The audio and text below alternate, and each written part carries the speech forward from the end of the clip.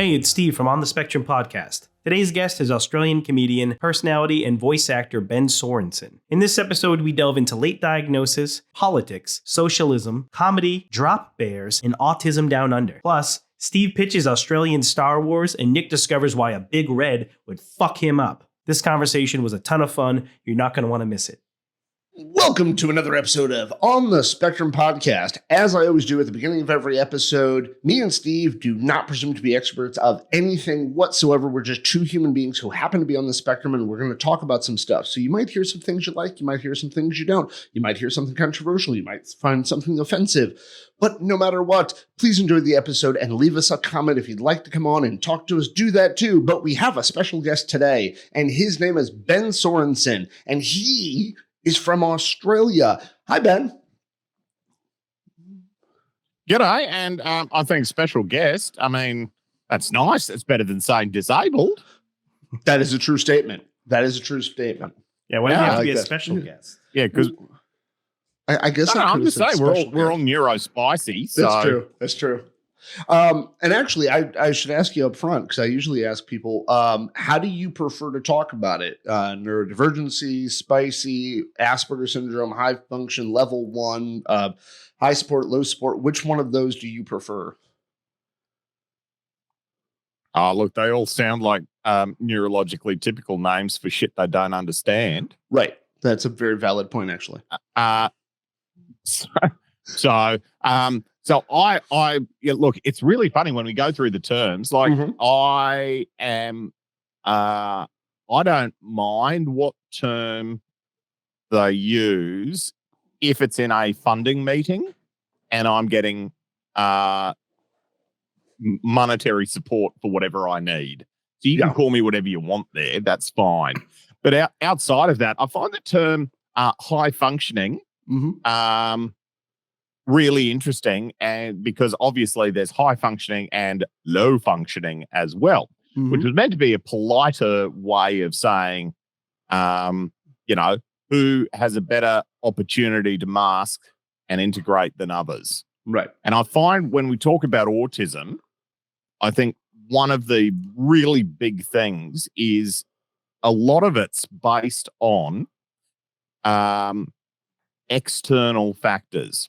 So you are judged and assessed based on how convenient it is for the rest of the world, right? Not what happens on the inside, right? So it's a long way round, but I like neurodiverse, neurospicy, spicy brain, Aspie. Okay.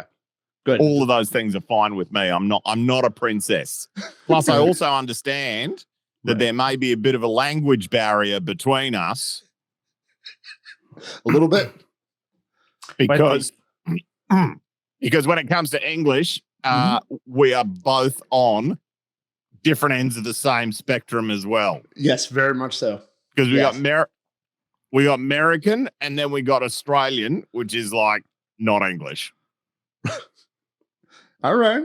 Awesome. I just always like to ask, because I would prefer to try to talk about things in the way the person, identifies, if you will, or at least their preferred language. Yeah, totally. Yeah. So why don't you just briefly tell us a little bit about yourself? We know about, but people listening might not have heard of you before. What? No, everyone's heard of you. Everyone. Well, everyone. Yeah. That's why I'm in a futuristic city. It's still got really shit green screen cutout ability, because of course in the future that's one of their priorities. Well, that's how they're going to make you into a Force Ghost when they do the Australian exactly Star Wars. The Australian Force. I guarantee you the Australian Force is drunk. They have a force. They have a Bowie knife that turns into a lightsaber. That's not a knife. This is a knife. All right. It did not take us long to work that into the podcast. It did not take us long to do that. Sorry, I brought it up. Yeah. No, it didn't really. It did. No, I love it. Don't be sorry. Yeah, We were talking about Actually, it's funny. So Paul Hogan is the guy that did that from Crocodile Dundee, and he used to own one of the coolest pubs in Australia. Oh, really? So there's a place called Byron Bay, which is really a really interesting societal mix. So it's one of the very few places in Australia. It's a very bohemian, hippie sort of town that's got a mix of homeless people that smoke way too much weed and mega wealthy, oh my God, wellness gurus. So you walk through town and you've got like a grungy, grubby juice shop that does, $8 juices that are really great, right next to a place that does like $16 lattes. It's really, really unusual. And the grocery store in town is open normal hours, and they decided this is unique. No other grocery store in Australia does this. It has a brownie bar. So it is basically a little window. All they sell is brownies, and it's open 24/7 in this town. So when you get the munchies, that's where you go. So anyway, awesome. Paul Hogan bought a giant pub in this town, and it's great. It's on the edge there, overlooking the beach. You can see the ocean and heaps of rooms. Really wonderful. The unique thing about it is in Byron Bay, that beach is a nude beach. So you can go down there, you can grab, or clothing optional, they call it, which is nude beach. You get your pint of beer, you can sit there, you can have some chippies and, watch the seagulls and naked people and all sorts of stuff. It's very unique and very, very Australian of Paul Hogan to go, no, I'm going to put a fucking pub there. That's awesome. That's awesome. Is there enough sand on that beach to turn it into Tatooine? We make one Star Wars joke before the podcast, and now he's stuck. It happens. It's all good. Now he's stuck. All right. Yes, there is. So plenty I of have a sand. question for you. Guaranteed there is. So my question, actually, I got a ton about Australia, but I'm going to bypass that altogether. My first question is, when were you diagnosed with? Look, autism? I've always been different, but I was formally diagnosed, I think, with autism maybe about, I think it was about 10 or 15 years ago. But I've also found out I've got ADHD as well,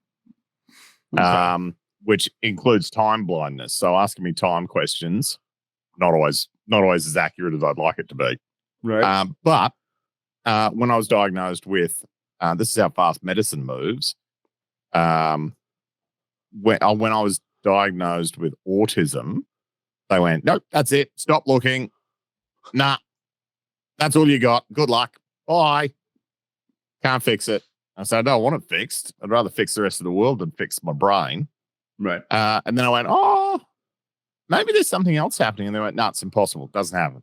And then a couple of bits of research came out that said that 40% of autistic people have got like ADHD or something else. And I went, that thing you were talking about. Yeah, maybe it's a thing. Right. So I got diagnosed with that as well. And there are actually pills for that, which is quite handy. It's more about reducing background noise, right, to sort of aid in mental focus. So that's useful. It's not about curing; it's just about managing. Right, and that's a functional improvement. So I'm kind of okay with that. Pills don't work for everyone, but I think the thing with autism and ADHD is just finding how does my brain work and how can I engineer my life to work with it. Right. How do we figure out how to work with what's going on opposed to trying to stop it? I think it's interesting. There's an overlap between like ADHD and autism, where a lot of people think that people with ADHD can't focus, but they can. It's usually that there's specific things that they hyper focus on, but people who are autistic also tend to hyper focus on certain things. Yeah, it's as a Venn diagram. There's a lot of overlap, middle bit. Yeah, same thing with bipolar as well, because I got diagnosed with bipolar about 10 years ago or so first. Oh, yeah. And they were like, no, this explains everything about you. No, you're good. Yeah. And I was actually, like, do you know what? Oh. Yeah, it's really interesting. I was dating a girl a little while back, and she said she was bi, and I got really excited. I thought she meant sexual, but she meant polar. Saw that. That was great. But yeah, so like I didn't even myself start to question anything else, right? Like, yeah, you do, because you go, oh, that's it. Well, stop looking. And then I start, thinking back on my life, and I start piecing bipolar into that. And I'm like, oh, no. This moment was just manic. No. This moment was just depression. Not really thinking about that, like I was overstimulated. And then when I finally got diagnosed, I started for autism, I started to piece both together. So there's two really interesting thoughts that come into that. Yeah. And you go, when you lose something and you find it, you go, oh my God, it's always in the last place I look. Yeah, because that's kind of where you find it and you stop looking after that. Right. And we have that very linear thought of going problem, solution, as opposed to the matrix concept of going, okay, well, yeah, that's better, but is it the best for us? Is there, have we reached the point of diminishing return? Mm-hmm. Have we done all of that? And I think that's a really interesting, concept when we're looking for things. And ultimately, I had a psychiatrist in Australia lose his shit at me for asking for an ADHD diagnosis. And he said, oh, it's just because it's hip and cool and I'm sick of doing it. And I went, dude, that sounds like a you problem, not a me problem. Yeah, it's a very considering I'm paying you to do this. And I said, let me rephrase it. And I think this is the important part. A lot of people will go in and try to self-diagnose, which is totally cool because healthcare's either expensive or broken or both in most countries. Right. So, and I think when you bring capitalism into medicine, it doesn't work as well. Agreed. So we have a lot of doctors out there that are just trying to fill their books with easy solutions and quick fixes rather than actual healthcare because it's financially incentivized for them to, and there's enough people out there to do less work and get more money. Well, there's another problem around our area is for somebody like myself or like Nick, there's nobody, there's very few people who actually can diagnose people with autism. There's very few doctors in this area that can actually diagnose, especially adults. So if you find out when you're 30 years old that you're autistic, to get an official diagnosis is difficult. Well, actually, I was about to say, we live relatively close to a major city. So like there's very few, but I can only imagine there's parts of Australia where it's 100 miles to get to the closest person to get diagnosed. So thankfully, our healthcare is not anywhere near as expensive as yours. Guaranteed. We've got Medicare, which is kind of like Obamacare on crack. In a good way? Good crack, not bad. Oh, crack. Good crack. Okay. We use the quality Drano. But it's where you get there's a lot of free options. Okay. So we also have something here that came about during the pandemic called telehealth, where a doctor will call you and you can do a consultation via phone or Zoom. So we have a lot of that happening. And the psychiatrist that I saw a ADHD specialist doctor, GP first, because they do a lot of the testing to take the workload off the hyper-privileged psychiatrists, even though that's something they should be. Anyway, doesn't matter. And then I did a box-ticking Zoom call with the psychiatrist at the same price as a face-to-face. And that's how it kind of played out. Yeah. So, Okay. and I think that's a more of an administrative bottleneck than anything else, because I think the people that are making the rules for the health system aren't healthcare professionals, possibly. I would have to agree to that, even for in this country. I would have to agree. And the other thing that blows my mind is access to healthcare as well. So, there's a lot of research out there that talks about having like what they call a one-payer system, which is the government pays for everything. And we talk about the savings as a society from that, and people getting diagnosed super early with things. So it's cheaper for the state, and we spend less resources on healthcare. However, if it's a capitalist system, you don't want people to get diagnosed early. You want it later when it's more expensive. Right. So they need more stuff. Right. Like I was watching a thing, how much like aspirin inhaler puffer things in your world? I have no idea. I don't know. Asthma inhaler, Steve? Do you know any? I had one once, but I don't think it really cost me anything. But it was covered in my insurance. So because I served in the army, I get insurance, everything covered for me. That is so amazing. I'm pleased they look after you. Oh yeah. Well, at least me. There's a lot of veterans who are not being taken care of very well as well. Yeah, I just happen to get lucky in that. Yeah, is it because you're white? No, not exactly. No, so a lot of veterans are homeless. There's a lot of veterans who don't know that there's resources out there for them, or they automatically assume that they don't qualify for anything like upfront. Right.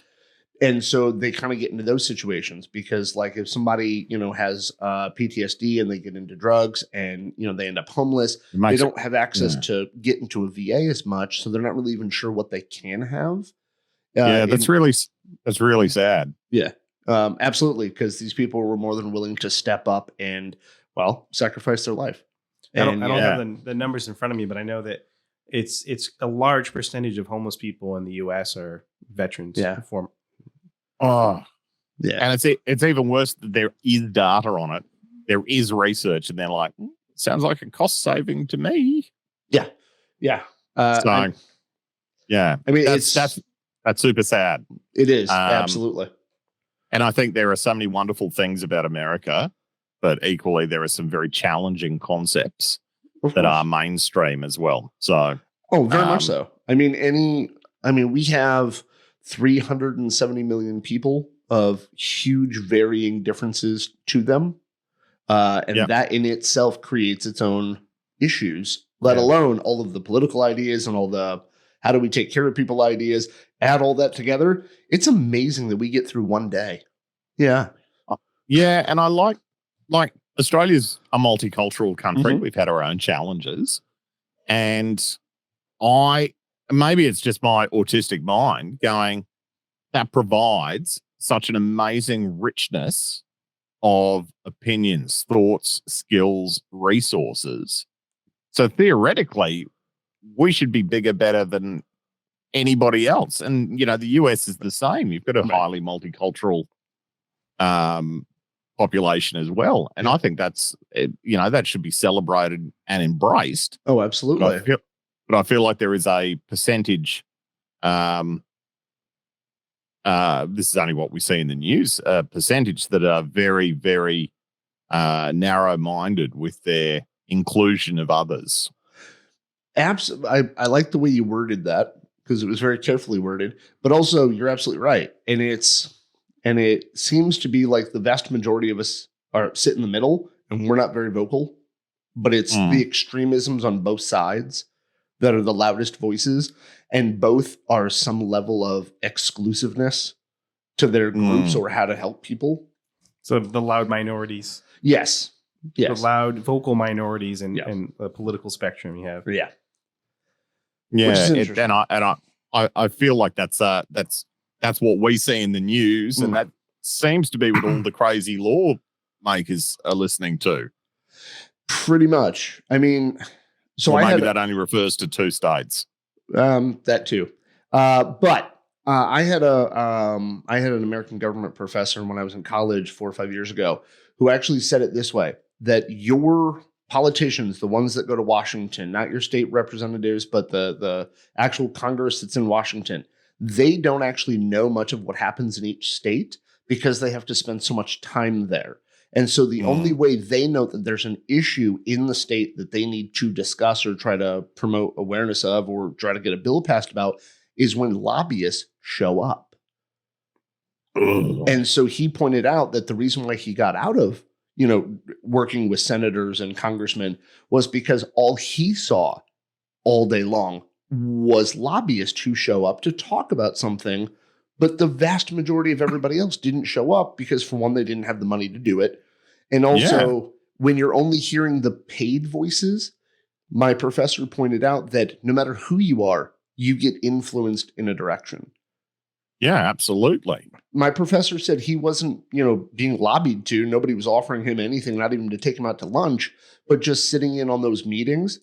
He felt like, oh my God, there's a huge issue. We got to go handle this thing over here. And really, sometimes it wasn't even issues. There was something more important to deal with. It's just a vested interest. Right. It was because they happened to hear 4 or 5 people talk about it and nobody else. I think wow. We also try to sometimes solve too many things on a large scale. When Nick's talking about, and you were talking about how diverse our country is, and state to state, city to city, things can be vastly different. So what works in one area of the country might not work in other areas of the country.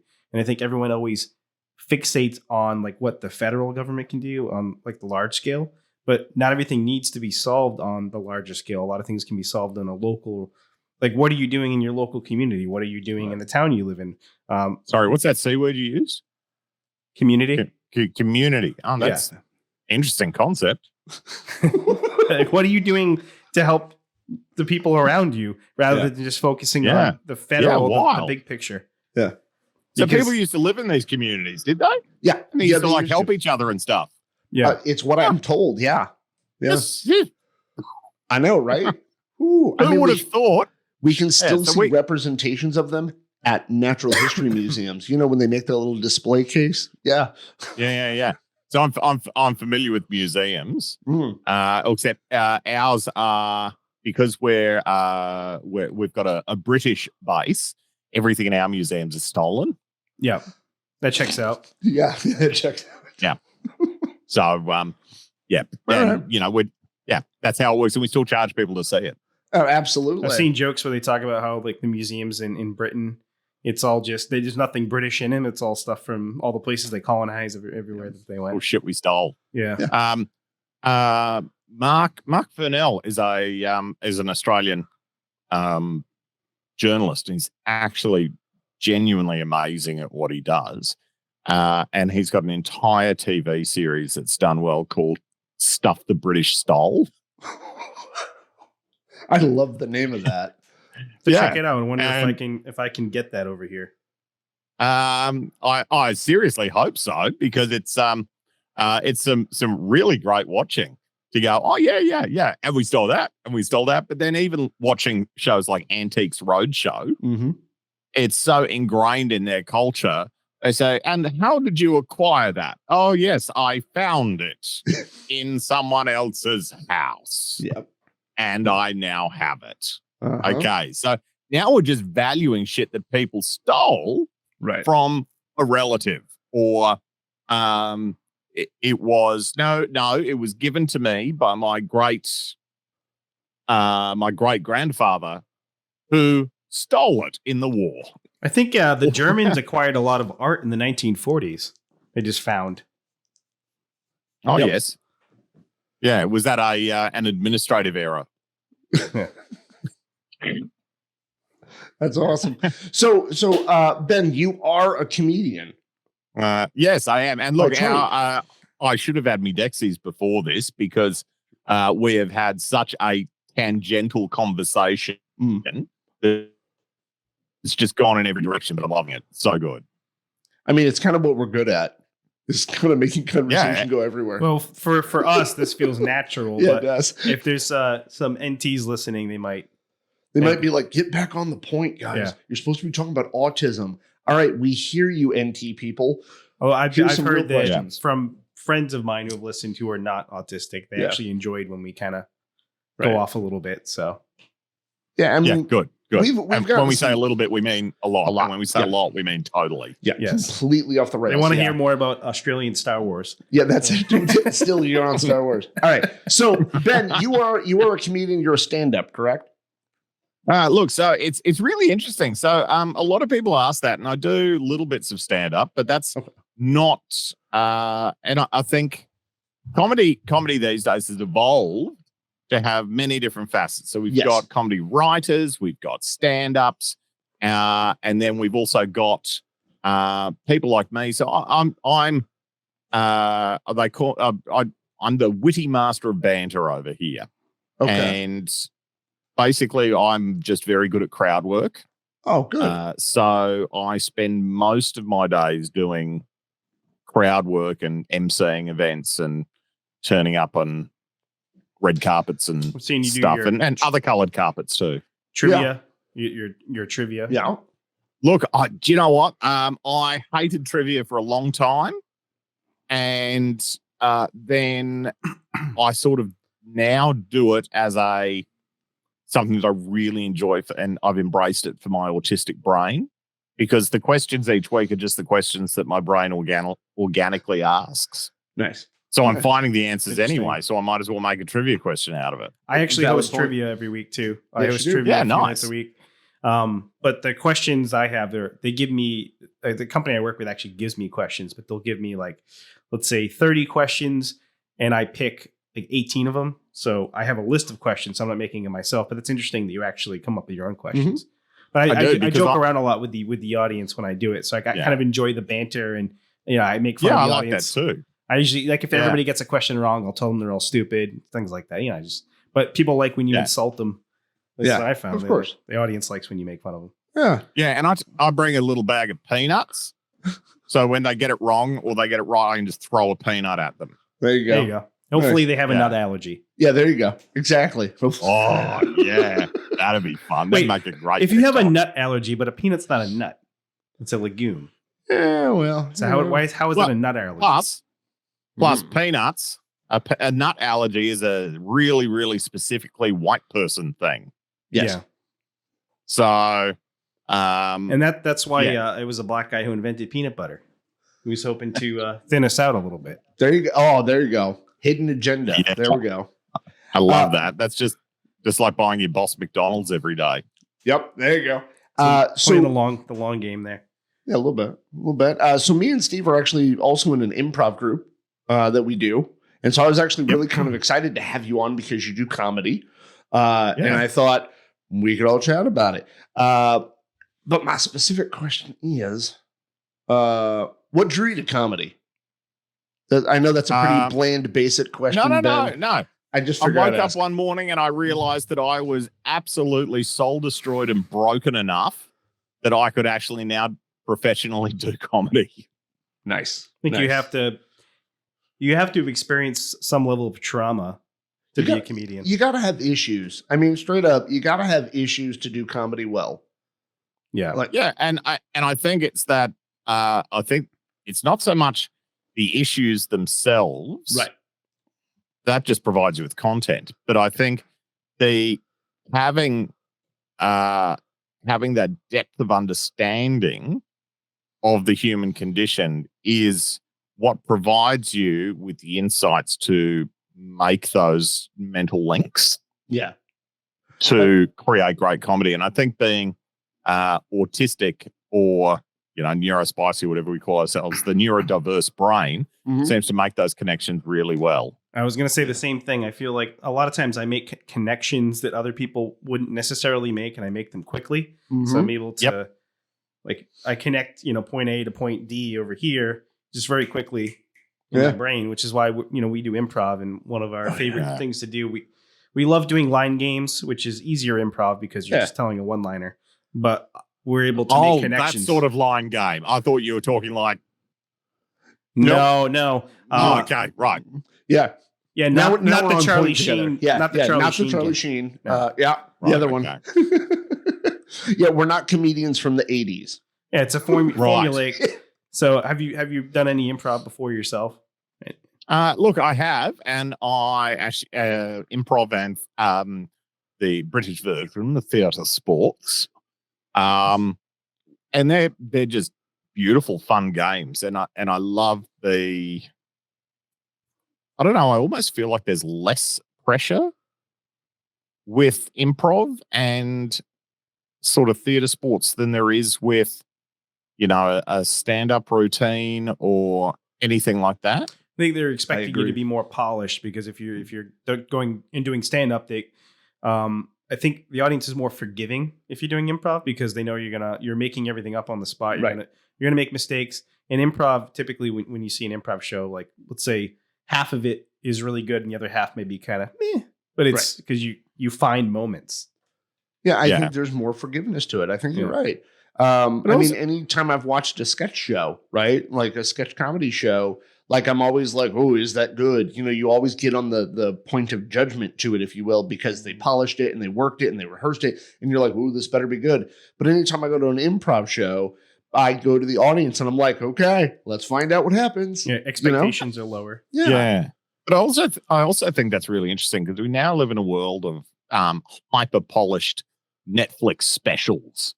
Or panel shows that are 3 hours and edited down to 24 minutes. Right. And that changes our expectations. And I think there is an inherent joy in watching things that are growing and evolving in front of you, watching the process live and going, oh, that wasn't funny, but it was clever. Or it wasn't funny, but I understand how they got there. And it grew into something funny. Right. Well, even Whose Line Is It Anyway, they record, a few hours and you only see 30 minutes. They take the best 20, 30 minutes of the show and everything else you don't see.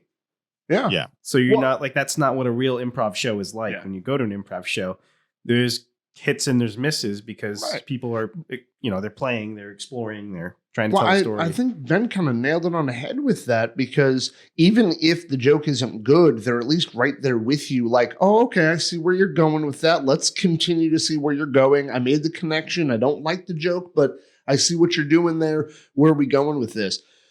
And I agree. When I go to when I'm an audience member of a stand-up, like I'm just following along the jokes, right? And if the joke doesn't hit, I'm like, you should probably rethink that. But anytime, again, watching improv, it's always like, all right, you guys are trying. You're at least giving me some energy. This is awesome. You're still moving. You're still rolling. You're still thank you for throwing it out there at me, right? Yeah, totally. Yeah, it's a lot more lenient or a lot more forgiveness to that. Yeah. Yeah, and I think it's definitely a skill. And I think it's a skill that neurodiverse people tend to have a little easier than neurologically typical people, simply because of the way that our brains are wired. Right. But I still find it really fascinating. So you think comedy or improv might be a little bit easier for folks who are on the spectrum? Look, I think definitely improv, because when we look at decision-making speed and ability to assess different criteria and crunch it into a meaningful answer, we are super fast. Right. For a lot of things. Absolutely. And the only reason why I was thinking about that is because, like, those of us who, man, I got to go through the litany of fucking terms. No, fuck it. I'm just going to use the one he's cool with. For people who are Aspie, like, I was originally diagnosed that. And like, for those of us who are Aspie, one of the criteria at one point was that we had above average intelligence. And I think that kind of works for those of us who are Aspie really well to do improv because we've got that speed of thought, because we've got a little bit more dynamic of being able to make those decisions, if you will. Yeah. I don't know if that's 100% true. I've just always known that, like, me and him, in my opinion, my humble little opinion, me and him are great at doing improv because we can constantly move, right? We can be more aware in the moment and just roll with it easier. I find I find that ability in improv is really helpful. Yeah. In doing live shows that I do all the time, really, really helpful because if things on stage change, right, or there's changes, it's not an issue. We just roll with it. Right. Well, even hosting trivia. If you host trivia, I joke around with the audience, but I'm not planning material. I don't plan jokes. I just come up with jokes. I'll tell a question, and if I think of a funny joke related to the question, I make up jokes on the spot all the time. I just come up with a joke with a punchline based on the question I just asked. Well, yeah. I will say though that there are a lot of folks on the spectrum who would find that overwhelming because they don't do so well with change at times. But I think for the three of us, you know what? In my personal life, yes, we're going to dinner. That place is closed. We're finding someone else. No, I'm out. I'm out. Okay. No, I'm similar to you, Ben. Yeah. It's contextual. Yeah, very much so. If I'm in my work pigeonhole, my work brain, I'm like, right, game on. Yeah. I understand the rules. But then I'm outside of that, I'm like, fuck no, I just want to sit on the couch. Mm-hmm. Yeah. Oh, you want me to go to your people? I'm good. Hey, Nick, we've got an improv show you need to host. I'm right there. You know what I mean? Totally. Like, because I host the majority of our shows, and like, no matter how overstimmed I am before the show, no matter what level of overwhelm I'm having right before the show, you tell me it's time for the show, I put on that worker face and I get out there and I work. Totally. And it's a wonderful way. For some reason, your brain just goes, focus. Yeah. And you got that hallway and you know full well you're just going down that path. Yeah. And everything else melts away, even stuff that probably shouldn't. Yes, actually. Compartmentalized. I mean, I would describe myself as high masking, and I know Steve is high masking as well. I'm assuming you fit into that category totally. Very well. You're not autistic. What are you talking about? Oh, God. How many times look autistic? Yeah. Give me a window. I'll lick it. Let me show you. Awesome. Yeah. I've actually recently been trying to figure out how to unmask some more than I have, because masking actually only came to me over the last couple of years to figure it out. But I still want to keep that skill set, right? I still want the skill of to be able to mask when I need to. I want to unmask because it's less energy. It is less. And it enables me to recoup outside of work faster and better. But here's the thing. Here's my favorite line. Autism doesn't cause trauma, but every autistic person has trauma. Right. So one of the things and I talk about this a little bit in relation to masking, because I'm very good at masking. It just burns the candle at both ends. Yes. Is I think when a neurotypical friend or a friend group say, "Oh, but you don't have to mask around me," they do not know what they ask. No, not at all. And then they'll say that, but then they get mad when you actually do it. Yep. And they go like, "What are you doing? The fuck is this?" Yeah.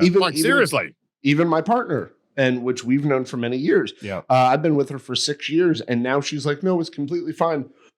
Just unmask." No, I'll unmask some, but I'm not going all the way. Yeah. I mean, I've seen him unmask, and he looks like Johnny Depp's brother in What's Eating Gilbert Grape. Oh, yeah. Wow. Yeah. All right. Way to make that 90s reference there.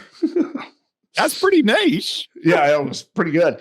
But she's been trying to encourage me to completely unmask at home. But we also have 2 kids, and like I need to keep some level of like, I don't want to say normalcy, but some level of what they're used to out of me. Yeah. And like my time to completely unmask and just let myself go emotionally is when I go to my roasting shed and I'm roasting coffee. Like that's my time. And that's your special area of interest, and that's you, and you can do whatever you want. So I find that over time, so my masking thing, autism didn't have a name in country Queensland. We didn't know what it was, or certainly anyone in my world didn't know what it was, including me. So basically what I did was I worked out what my deficiencies were, and made them my special area of interest. So that brought me up, I was hoping would bring me up to normal, whatever that is. Yeah, whatever that ends up looking like. Yeah. And then I ended up not being able to stop and hence fell into entertainment and hosting and doing shows and shit like that. So masking was a really, really big thing. And I think something else that I learned to do, I don't know if I learned to do it or was painfully forced to, but either way, it happened, was altering. And I think autistic people generally have a really niche ability to do this, is suppressing tics. Yes. And suppressing things, including emotions, and then letting them out at a totally unrelated time. So you can get through whatever that experience is, and then you'll go, I am just going to tick the fuck out at home. And that's when whatever your current tick is will come out. Oh, yeah. Well, I agree with that completely. Like, a lot of people have tendency to kind of stuff away how they feel and stuff like that. But I think for us, we got to get it out somehow. Like when we go home, we're still going to finish that conversation that pissed us off 3.5 days ago, but we're still going to go home and we're still going to have that conversation. You're not there, but we've got to get it out. That need to info dump. I need to complete the thought and express it. Then it's gone and I can forget it. I've actually found myself doing something recently to avoid some of that. Is if I say something on social media that starts getting a lot of responses that are not positive, I'll delete it. And I never used to do that, but I started doing that because I didn't want to invest the emotional energy into responding to people. Nice. For instance, somebody was posting the other day. They were basically saying they were happy. The guy from the 700 Club who died. Sure. I don't know. He was a religious guy, not very kind to the LGBT community. Pat. Yes. Patterson, whatever. That guy. So he died, and they were basically celebrating his death. And I was like, it doesn't matter how much I dislike somebody or hate somebody. I'm not going to celebrate their death just because I feel like it's, I don't know, it doesn't feel good to me. So I basically said that, but then people started hyping on and saying, they felt the need to respond to what I said. And I'm like, I don't want to invest any energy in this. Right. I'm just going to delete the comment. So, you know what? Some of my best work is in my deleted folder. Yeah. So when I die, I did justify. I can get into that. Justify the fact that I didn't want to celebrate someone's death. Okay. Right. Yeah. Look, I understand that. And I think something the internet has provided us with is the ability to discuss nuance, but clearly ignoring all nuance. Right. Yes. Which is really funny. I pointed this out to Nick in one of our episodes, is that autistic people are often accused of having like all or nothing or black and white thinking, where we're kind of like, we see one thing and one thing here and there's no gray area. But the internet has That's why I watched 50 Shades of Grey, the documentary. That's right. But the internet has made everyone act like us in a way. Oh, yeah. Because you have these echo chambers where people, they have their camp. Algorithmic echo chambers. Yes. Right. And they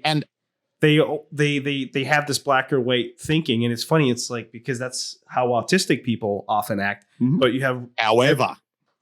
However, imagine having black or white thinking, but no data behind it. Right. A lot of people end up that way. And I think that's the problem. Oh, yeah. I had a conversation with someone online. I can't even remember what it was about.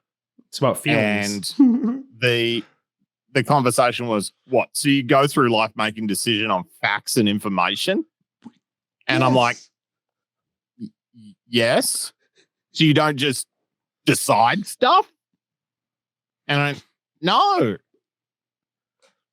Oh, I've had that conversation so often. And I'm like, how do you live? Yeah. Yeah. You know? And I went, and I think and a part of that I also think is sporting culture as well. Because how do you just go, I'm going to arbitrarily pick a sports ball team to follow Right. And then culturally, it's appropriate for me to just support them no matter what. And then what happens is sports ball can be replaced with political party, can be replaced with whatever. And suddenly our generalizing monkey brains have got a thought process and a decision-making process that makes absolutely no fucking sense at all. Right. And then we get but lost. We've got a lot of practice at it. Oh, yeah. I hate how people will so easily just make assumptions about people they don't know or generalize about people they don't know based on one tiny piece of information, especially when it comes to anything political. They assume you have a certain political affiliation, or if they think you have a certain political affiliation, or even if you do, they assume they know everything about you. I know everything I need to know based on this one little piece of information when you really don't. You don't know anything about that person. Human beings are far more complex than any one sentence any one of us will ever say. But it's much easier for people to assume they know everything else behind what you just said. Yeah. It's just easier for them. Drives me nuts. And I'm sure, I'm sure there's Republicans that are pro-abortion. Yeah, probably. As there are Democrats that are anti. Yes. You know? So I think because politics spans such a wide range of topics, I don't feel it's and of course a lot of those are really, really fundamental and really important. But I find it challenging to go for anyone that stands up and says, yes, I'm 100% blue, red, yellow, purple, whatever. Yeah. And you're because I feel like it's so much more nuanced than that. It would be more accurate for them to say, I identify with the red team more. However, I am against XYZ, and I think they should change that. I like the term ideological possession. Ideological possession? Yeah. So when you're completely consumed by an ideology. Especially if you pass the foul line. Yes. That's right. Because I think people, they fall into whatever it is, whatever they get into. So if you, you go into this right-wing rabbit hole and you get obsessed with right-wing politics and you become you agree with the ideology to a point where you're not even thinking about anything. Right. You just automatically agree with whatever the ideology is. Where you think, sounds like religion, really. Well, I was just about to say that, Ben. I was just about to say that sounds like a religious zealot. You could be somebody who leans left and maybe you're more of a socialist, but it doesn't mean that you have to agree with a socialist policy on everything. Maybe some things don't work in a socialist way. Maybe certain things would be better not. But look, I think you're right. So when we look at late stage capitalism, quite sure that doesn't work.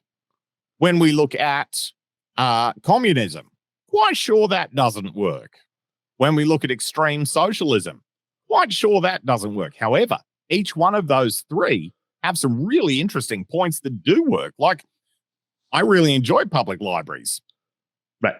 That's pretty much a socialist concept. Taxation, socialist concept. Mm-hmm. You know, I'm totally okay with both of them. I also love the idea that nobody should be poor, but everyone has the opportunity of being rich.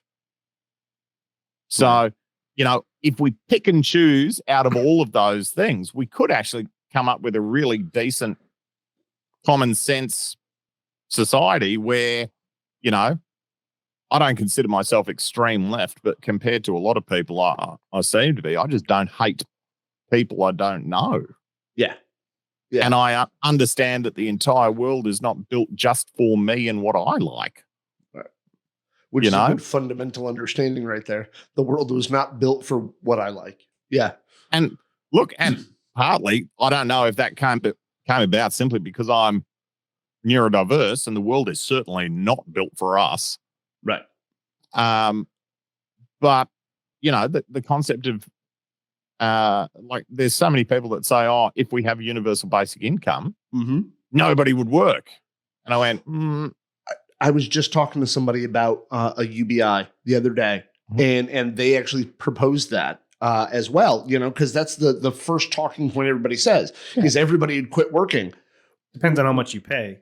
Well, yeah. So, two concepts. Right. People who are being raped, pillaged, and abused would not go to work. Right. So if you are worried that they will not go to work, maybe you should stop abusing your staff. That is one way. Well, the person proposed, well, who would pick up the garbage? Because nobody willingly does that job. Actually, garbage men here make a lot of money. I don't know how much they make. Garbage men here make a lot of money too. Yeah. And so sanitation is a massive industry. There's a lot of people that want to do that. Yeah. I pointed out to him that just because you're getting a UBI, that doesn't mean you can't work. That just means you have the ability to pay your bills if you don't. But you can still work on a UBI. Like totally. The way it was explained to me, the government gives you X, whatever that dollar amount they agree on to give you. Everybody gets it. No matter if you're a billionaire, no matter if you have $10, everybody in the society from 18 on gets that much money. But you can still go to school. You can still go to work. You can still do whatever you want. And you still get that money. So here's the concept. Yes. We hate drugs. They're terrible for society. But if you have a starving family, it's a really great way to make some money, to keep a roof over your kid's head and to feed them. However, universal basic income means suddenly all of those wannabe drug dealers that are there because they have to be, don't need to be there. Right. Thus, our drug problem shrinks. Right. And also we would have zero homeless. Zero. Yeah. And also, so the person proposed every corporation. Sorry, I don't understand. Homeless people should just work harder. Yeah. Actually, I was with somebody the other day. And I mean, I've got, a lot of people that have really great jobs that they got through nepotism and intergenerational wealth. Right. Believe that success just comes from working really hard, just like they did. Just like they did. Well, I was with somebody the other day, and we drove past a guy on the side of the street who was begging, and he had a sign, and he was an older gentleman, and he just said homeless. And the guy that I was with said, "Get a job, get a job." But I couldn't say anything to him at the time. Okay. Because of the situation, I just ignored it. So here's the thing. Yeah. So I've stopped doing concession tickets for all my shows. Mm-hmm. Because read a piece of research. So if I give you, let's say, $30 for a ticket, normal ticket, concession might be $20. So I give you a $10 discount on the ticket. And if you are of limited means, you are still expected to dress a certain way. You still have to get there. You'll probably be socially pressured to purchase a drink or food while you're at the show. Right. And then maybe do something afterwards or get home. So a $10 ticket cons a person of limited means into spending a lot more than they would have originally thought. Yes. So that is a concession ticket is not a kindness to the person, but a manipulation tool for me to fill seats. It's actually baiting them to show up to the show, and then there's all the rest of that stuff. Yeah. Yeah. I actually heard that concept a few years ago. I think right after we joined the first comedy group, I heard about that because they were talking about giving a discounted ticket to X amount of people. But then I read that article and it kind of pointed that out. That like you're actually creating more of a burden on people. And then the other thing is, yes, sir, the arts are valuable. Right. So our ticket price is our ticket price. Right. So I have one ticket price. And it enables me to have a slightly lower ticket price because it's averaged. And there's less admin if you've got one ticket. Much easier. And when we talk about universal basic income, one thing rich people really hate, and it boils their blood, is missing out on free stuff. Right. Really hate it. I don't need it, but if it's free, I'll take it. Right. However, poor people, don't give them free stuff. They don't deserve it. Right. So universal basic income fixes that because, okay, Mr. Billionaire, here's your $500. Yeah.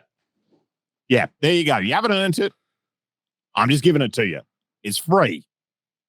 And they'll go, oh, my God, it's for all the good work and the tax that I pay, and I'm getting some of it back. Oh, amazing. Poor people who would normally have to jump through a bazillion administrative hoops to get that, it almost costs us, the cost of compliance is the bit that just blows the dollars out of the water. So if we end up just giving everybody that, the bit we have to be okay with is no matter how hard we make the hoops to jump through, no matter what we do, there will always be a percentage of society that will rot the system. Of course. So how can we, in a cost-effective way, minimize that without penalizing the rest of society? And it works out to be cheaper to have a universal basic income and just let those people rot the system. Right. Because if everybody else is on that same wage, the benefits of them rotting the system that way are vastly decreased. Yes. Hence, organically decreasing the amount of people that do that. Absolutely.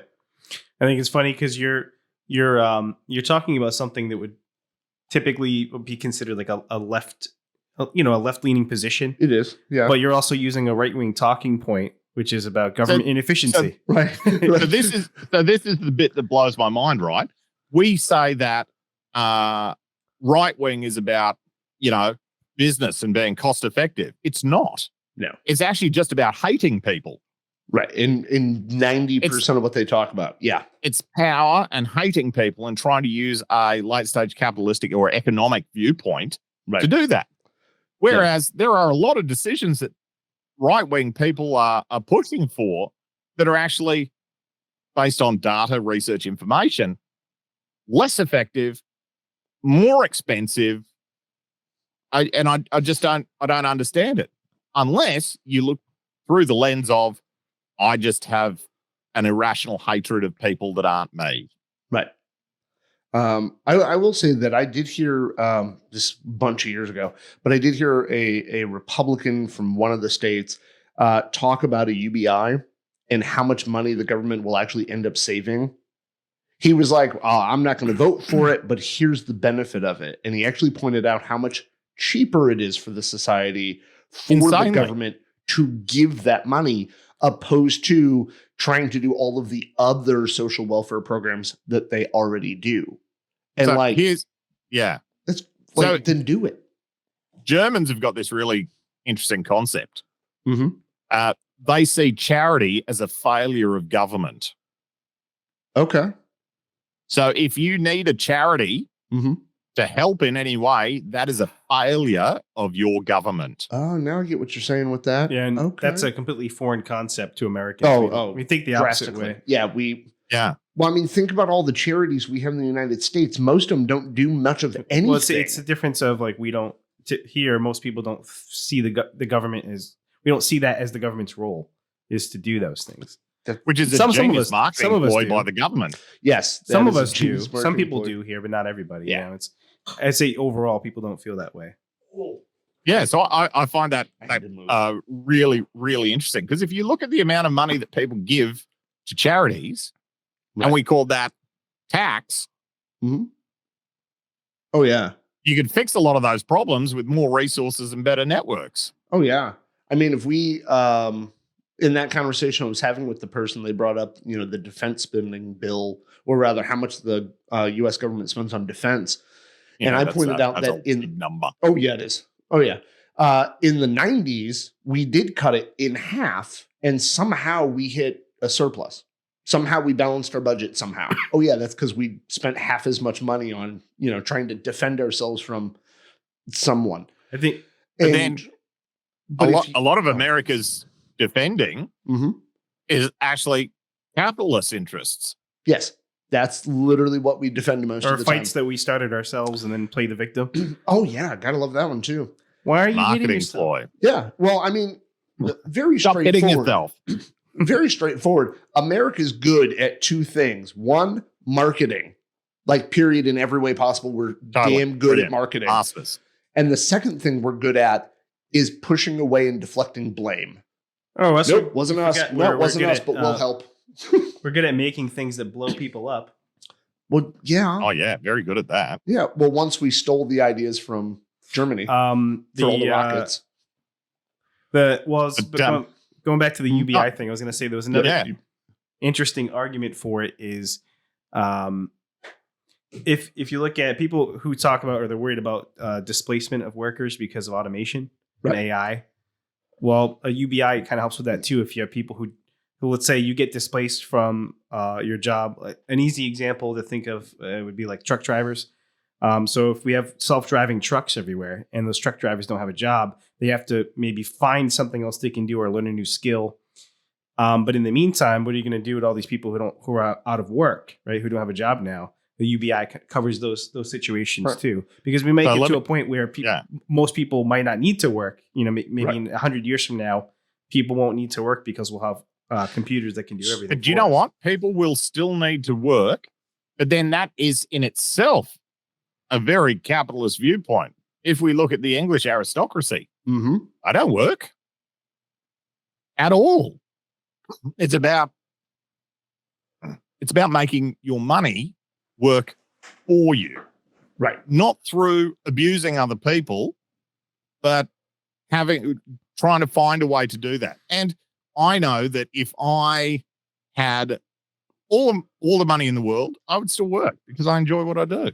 Right. And that's what I mean? That's one of the things about it. Like the first person to ever bring up a UBI to me, I was very adamant against it because I came up with all the reasons why we can't, but they were all surface level reasons why we can't.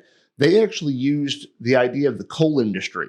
If everybody had a basic UBI allowance, right, that was able to pay, mortgage or rent, right, just that much, we could shut down the entire coal industry. They can still take care of their families and we can retrain them into, say, something more renewable, but then nobody's going to care about it as much because there's not as much, but they're going to be unemployed. Well, yeah, but they can still pay all their bills and now we can shift them over somewhere else if they want to. And that's the cool thing to me is we're going to end up having more people who love what they do, but they're going to be able to find out what it is they want to do. Because maybe they want to be an accountant, but they didn't live close enough to a college, so now they have to work in the mine. Maybe they wanted to be an accountant. Next level, free education. Oh, I'm already a big fan of free education. So the funny thing is, the people who took globally, the people who took free education away were the people that got free education. Yes. Are you a Gene Roddenberry fan? Yeah, really? I am. There you go. What? Really? You're going to go there? Well, okay, because a lot of this, You know what? Just ask Ben outright. Ben, are you a fan of Star Trek? Yes. Yeah. Star Trek's been pushing boundaries and trying to chip away at irrational conservative ideas. Because there's some conservative ideas that still work. There's nothing wrong with that. Yeah. But irrational ones that aren't based on data, fact, and other general information that is solid, get rid of them. We got more data now. It's okay for your views to change. Mine have. Mine too. As new information comes along, I go, I need to reassess that. Okay, that makes sense. All right, I'm on board.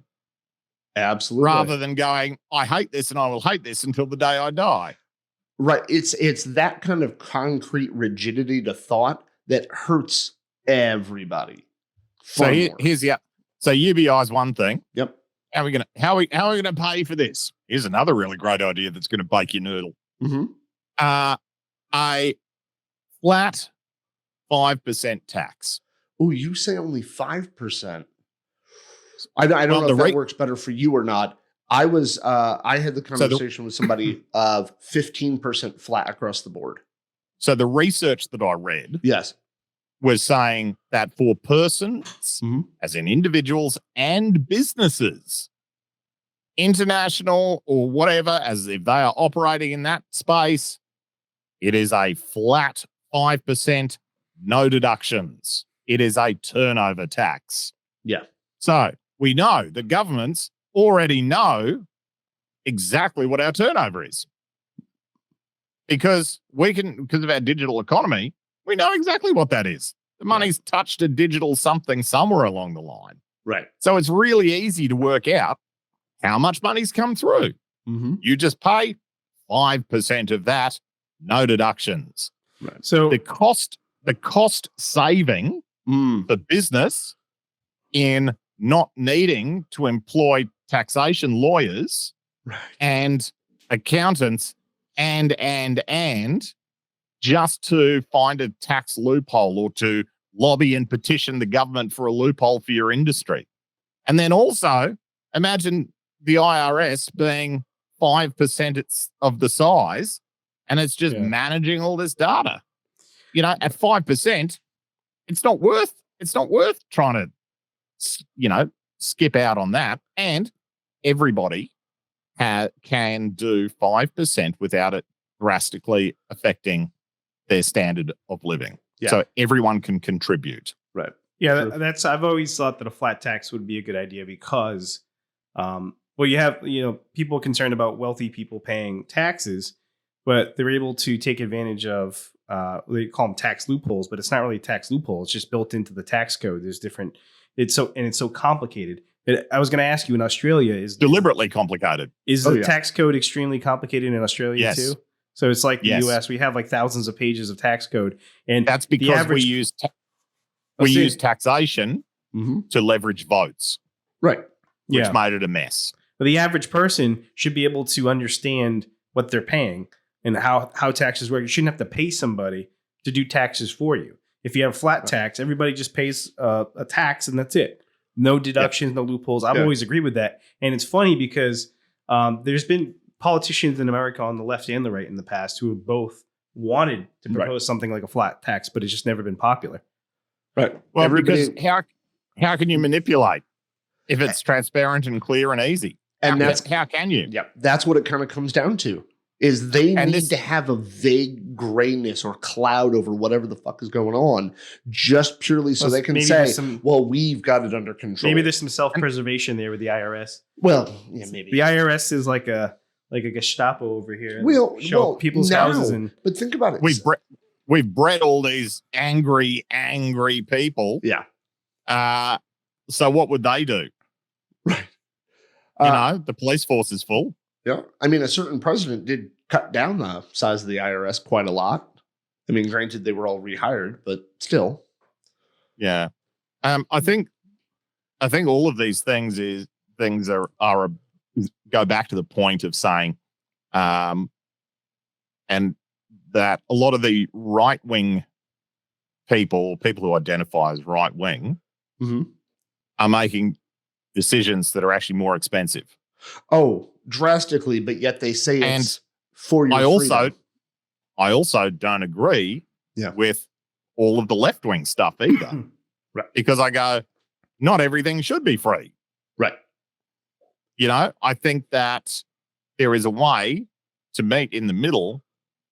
And if we did that, both parties would have a bit of a win. And both parties would move closer to both of their goals. Right. Don't really understand what the problem with bipartisan support of a lot of these things are. However, if your basis is I just fucking hate people that aren't me, right, totally understand why we are where we are. And then there would be enough money left over to make Australian Star Wars. Yes, there would be. Yes, there would be. And that's a movie I want to see. No, I think you're absolutely correct. Like they're pretty much at this point they're just being obstinate about so much shit when they could come together. And all of the things that we talked about would eliminate a lot of the issues, but people got to be willing to talk. They've got to be willing to have a conversation with somebody they don't agree with. We also need to I actually think it may be bigger than that the power brokers that we have aren't smart enough to do anything else other than manipulate. Right. So they wish to keep their power at all costs. But I agree. And we see that with a lot of large businesses as well, and also governments, where we've moved from a how can we all win mindset, right, to how can I win mindset, to how can you lose even if I lose. Yeah. If I'm going to lose, so should everybody else. Yeah. Totally. Yeah. Totally. And you know, and I don't have an answer for any of this, but I think that we could be running society a little bit better. And it's funny that every time I catch up with a group of autistic people, we tend to end up on a very similar page of it's not really hard or expensive to make society better for everyone, including us. So where you're saying we should just have a coup. All the autistic people should get together, we overthrow the government, and we put in place our own. We'll get together separately, but we'll get together. That's right. Not too many of us in one place who might get overwhelmed. Actually, you know what? We probably could. We just code differently. Right. That's right. Most of the shit systems that we've got in place were coded by autistic people. Mr. President, there's a strange man in the lobby who's twiddling his fingers. Put it to work. Yep. Excuse me. Oh my God. Such a great conversation. President Sorensen, we have Rayman on line 1 for you. Oh, you had to. You had to go one episode and make that. Yeah, okay. Yeah. All right. I think in Australian Star Wars. Yes. Are they able to use a lightsaber to simultaneously toast and spread the Vegemite on the bread? Yes. Yeah. That is exactly what we do. And we give everyone nicknames. So Han Solo is with his mate Steak. Because Steak's always a bit chewy. There you go. Okay. A little bit of association there. Okay. Yeah. I got you. All right. So here's a question for you. And it's about someone actually made a Darth Vader barbecue. They did? Oh, like an actual barbecue? An actual barbecue. That's hilarious. Was it his mask and you can open it up? I think it was something like that. That's wonderful. It's pretty rough if you burnt your hand. I know, right? Oh, it'd be so great, though, if you opened it up and you just see all the meat there and it would look like his face. If a creature like Yoda did exist somewhere, it probably would be Australia. Probably. Somewhere out there, there's a weird creature that looks like Yoda. Yeah, weird little green guy. Yeah, probably. Yeah. Actually, that would probably be in... so you've got your Area 51. Yes, we do. We've got I want to say similar, but it's not really because we're Australian. We don't really give a shit about stuff like that. Good. In South Australia, there's a one of those like military test zone things. So that's our equivalent. And the US does some testing and stuff there as well because we're like mates. And like we're building subs together and stuff, which is important. That was an incredibly stupid deal for everyone. But because Americans are so good at marketing, we went, shit, yeah. Yeah, we're good at marketing. Like 30 billion bucks a year we're spending on those Arcus subs that the US are making. Oh my God. And they'll be ready in what are they ready in 10 or 15 years? Someone will send me hate mail correcting me, but in 10 or 15 years to protect us against a threat. Oh my God. And that threat that we're protecting against also has a 10-year start because we announced it. And the threat that Australia is protecting what we're going to do. And the threat that we're protecting ourselves against is also our biggest trading partner. Nice. Be what, China? Yeah. I mean, you guys are a lot closer to China. So, well, I actually got a question, and I'm sorry I keep telling him I'm about to ask him a question. I wanted to go back to Australian Star Wars because I was thinking that it would make more sense instead of Yoda being a little green guy, it would just be a talking koala bear. Oh, wow. Or a drop bear. So boy, here's my fact on drop bears, right? What's a drop bear? I know drop bears. He doesn't know drop bears. I have no idea what that is. Koala looks like a bear, not a bear. Right. And they are not that smart, not that clever. So Steve, got it. So if you look at an autopsy of a koala, they have one unique thing. Well, they've got quite a few unique things, but the most unique thing is a smooth brain. Wait, like completely smooth. Wow. So they're literally not that bright because it's all about surface area. That's why ours is all bump, or most people's is, there's a lot going on there. Yeah. Smooth, not that bright. Wow. And they've evolved that way because they eat eucalyptus leaves, which are incredibly low in nutrients. So koalas operate like a normal animal, but they're kind of like, I don't know, Australia's sloth in a sense. They're on autopilot. Because they eat such low density foods. They try to conserve energy where they can. And brain function is one of them. I know a few people like that as well. And when we talk about drop bears, that's the thing we use to scare tourists. And it's the concept of a bear that fucking drops out of a tree and mauls you. So it's a koala that drops out of the tree and mauls you. I've never heard this. Bear. So there are a lot of tourists in parks at night that are running from drop bears that don't exist.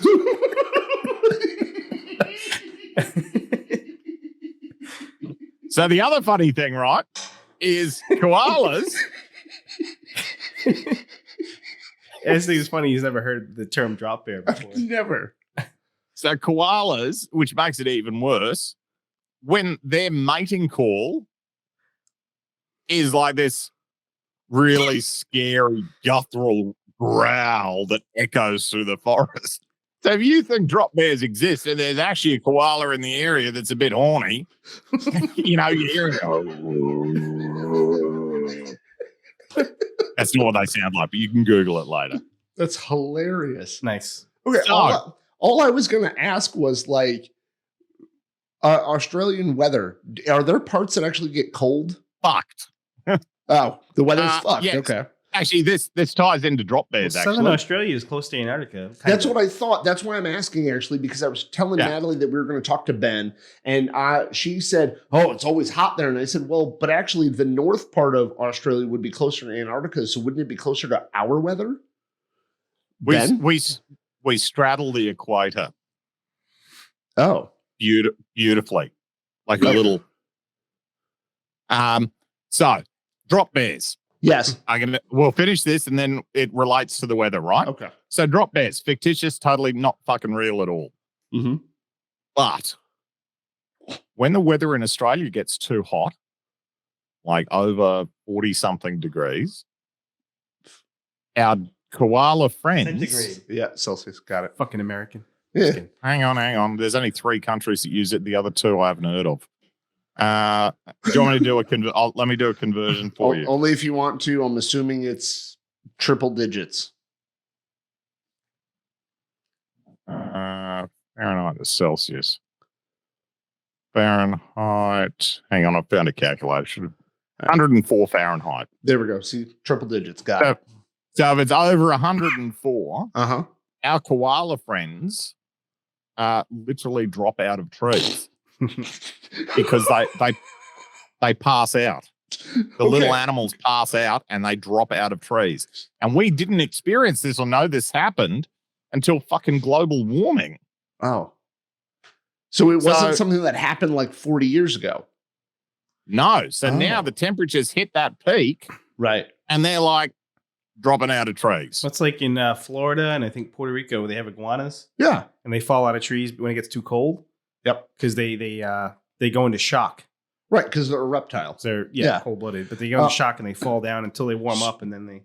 So what I'm hearing Ben say is there's this myth that they tell tourists about these crazed wild bears that will attack people. Koala bears jumping out of trees and attacking you.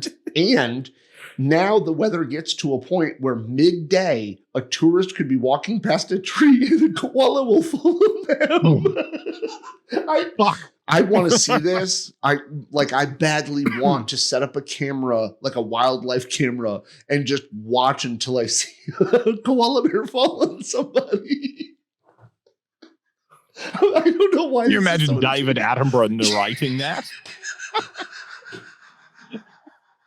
That's what I was thinking. As the American passes underneath the tree, we see the drop bear fall. The koala has picked up on the scent of fear. Oh, God. I've done. The thing is, he's know he's this, done but 2 of them. I've done 2 sketches where I did a voiceover, just with stock footage. But I did David Attenborough thing. But I had one which was about a deer that only eats wild dill, and it's referred to as the dill doe. Yeah. So I did this whole stupid bit about it, and then I had another one where I did the Karen. Yeah, the Karen in her natural environment. All these videos of these women, being racist and stuff like that, but I narrated it as a nature documentary. The dildo I like. Yeah. Yep. That's very I love that. That's like that joke. What do gay horses eat? Hey. No, they eat cock. Yes. Because they're gay horses. Right. Oh, that's awesome. That's awesome. Well, then if you're so weather, don't die. Nope, not dying. All right. You can't afford to in America. That's true. I can't even afford to get sick. So yeah. Weather, and that's a precursor normally. Yep.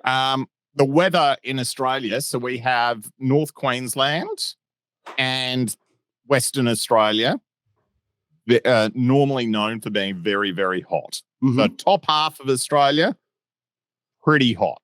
Well, not going to fall. Hold on. I'm sorry, but I'm a weirdo in this way. When you say top half, do you mean closer to China? All of Australia is closer to China financially. Oh, I meant like, yeah. You're in a different hemisphere, so I don't know if like top to you would be the bottom part for us. If we're looking below at Indonesia somewhere. Yes, there we go. Yeah, that's so what I the meant. top half is the one that's below Indonesia. Okay. And when I say the bottom half, I mean closer to the pole. Okay, good. Well, I didn't know that make sense? Yeah. I'm not bright. Right. I'm the pretty one for the podcast. So I was just trying to figure out if maybe it was reversed for you guys. Right. So is that why you don't like him?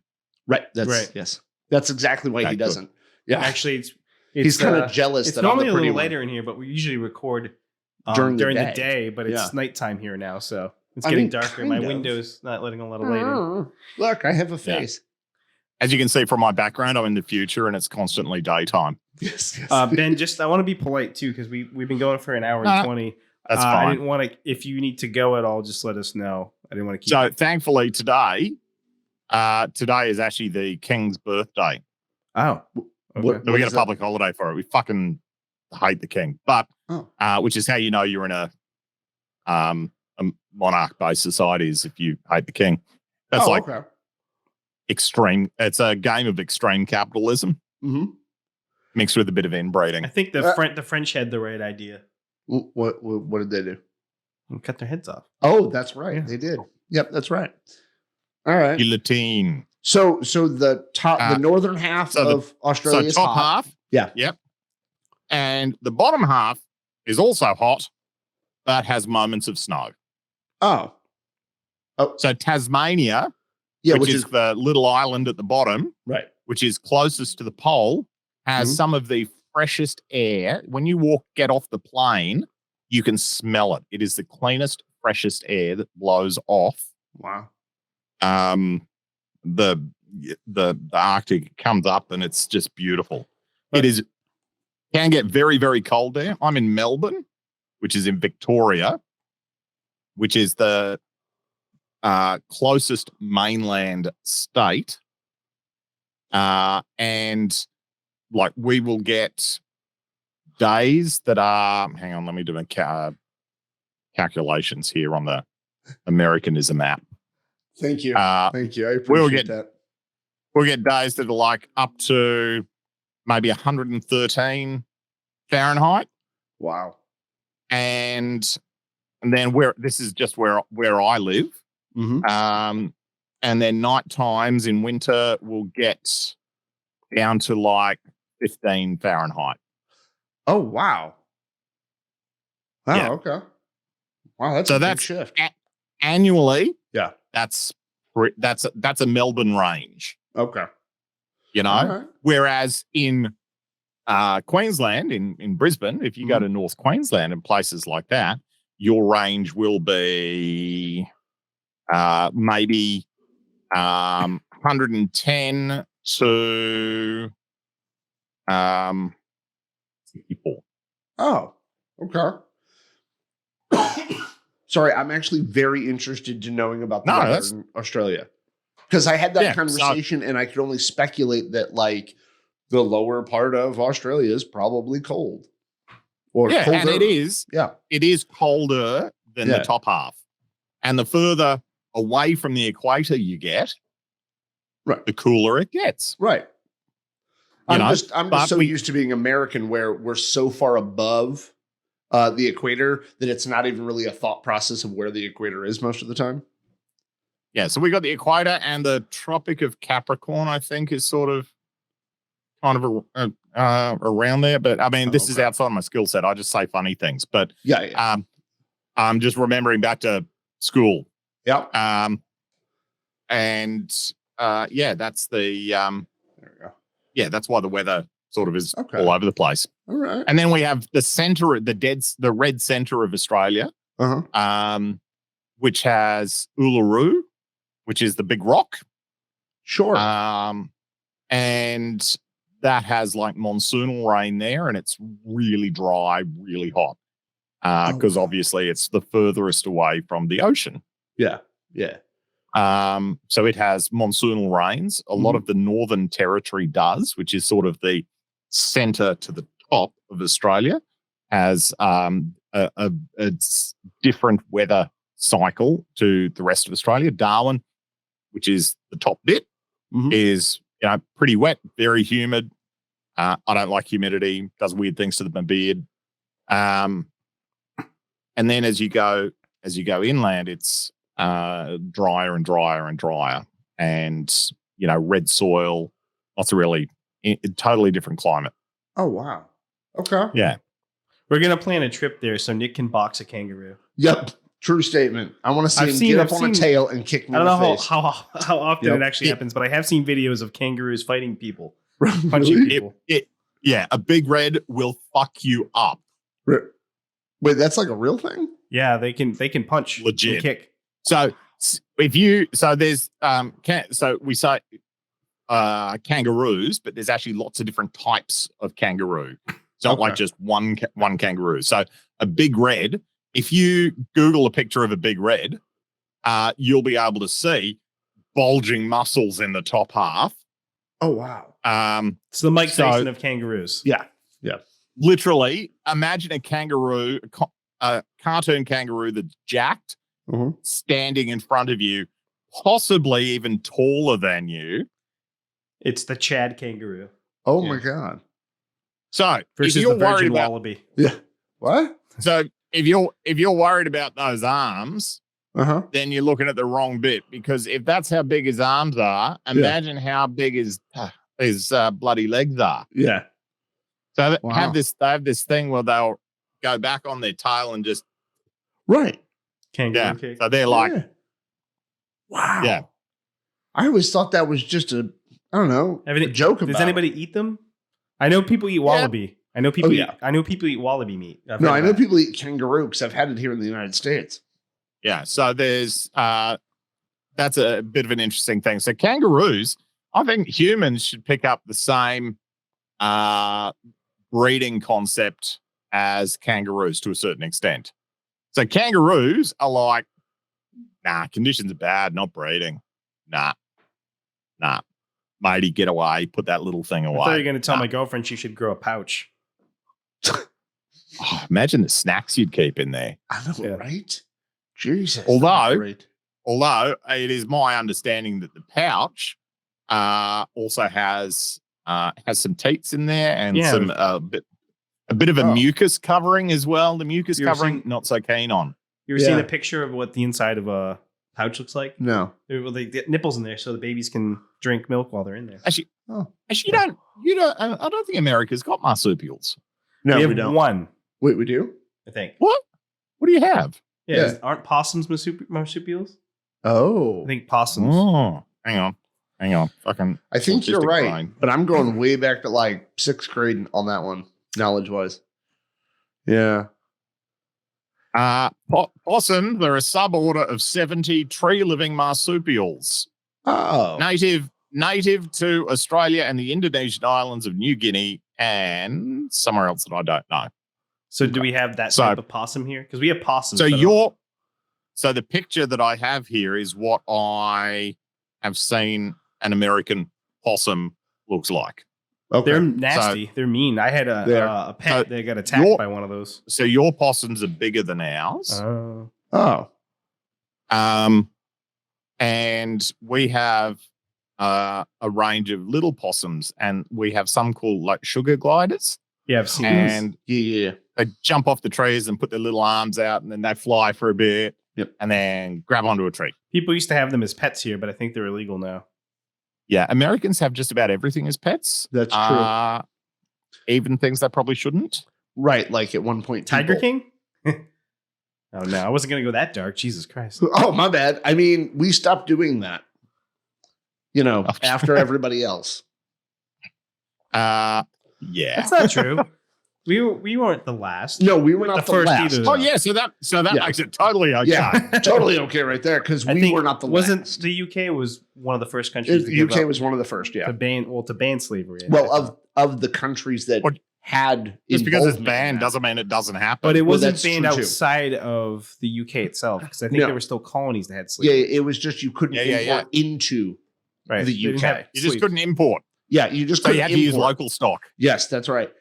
You could still have a company holding in other places, which is why the Atlantic slave trade continued, even though the UK went, no, you can't do it on our shores.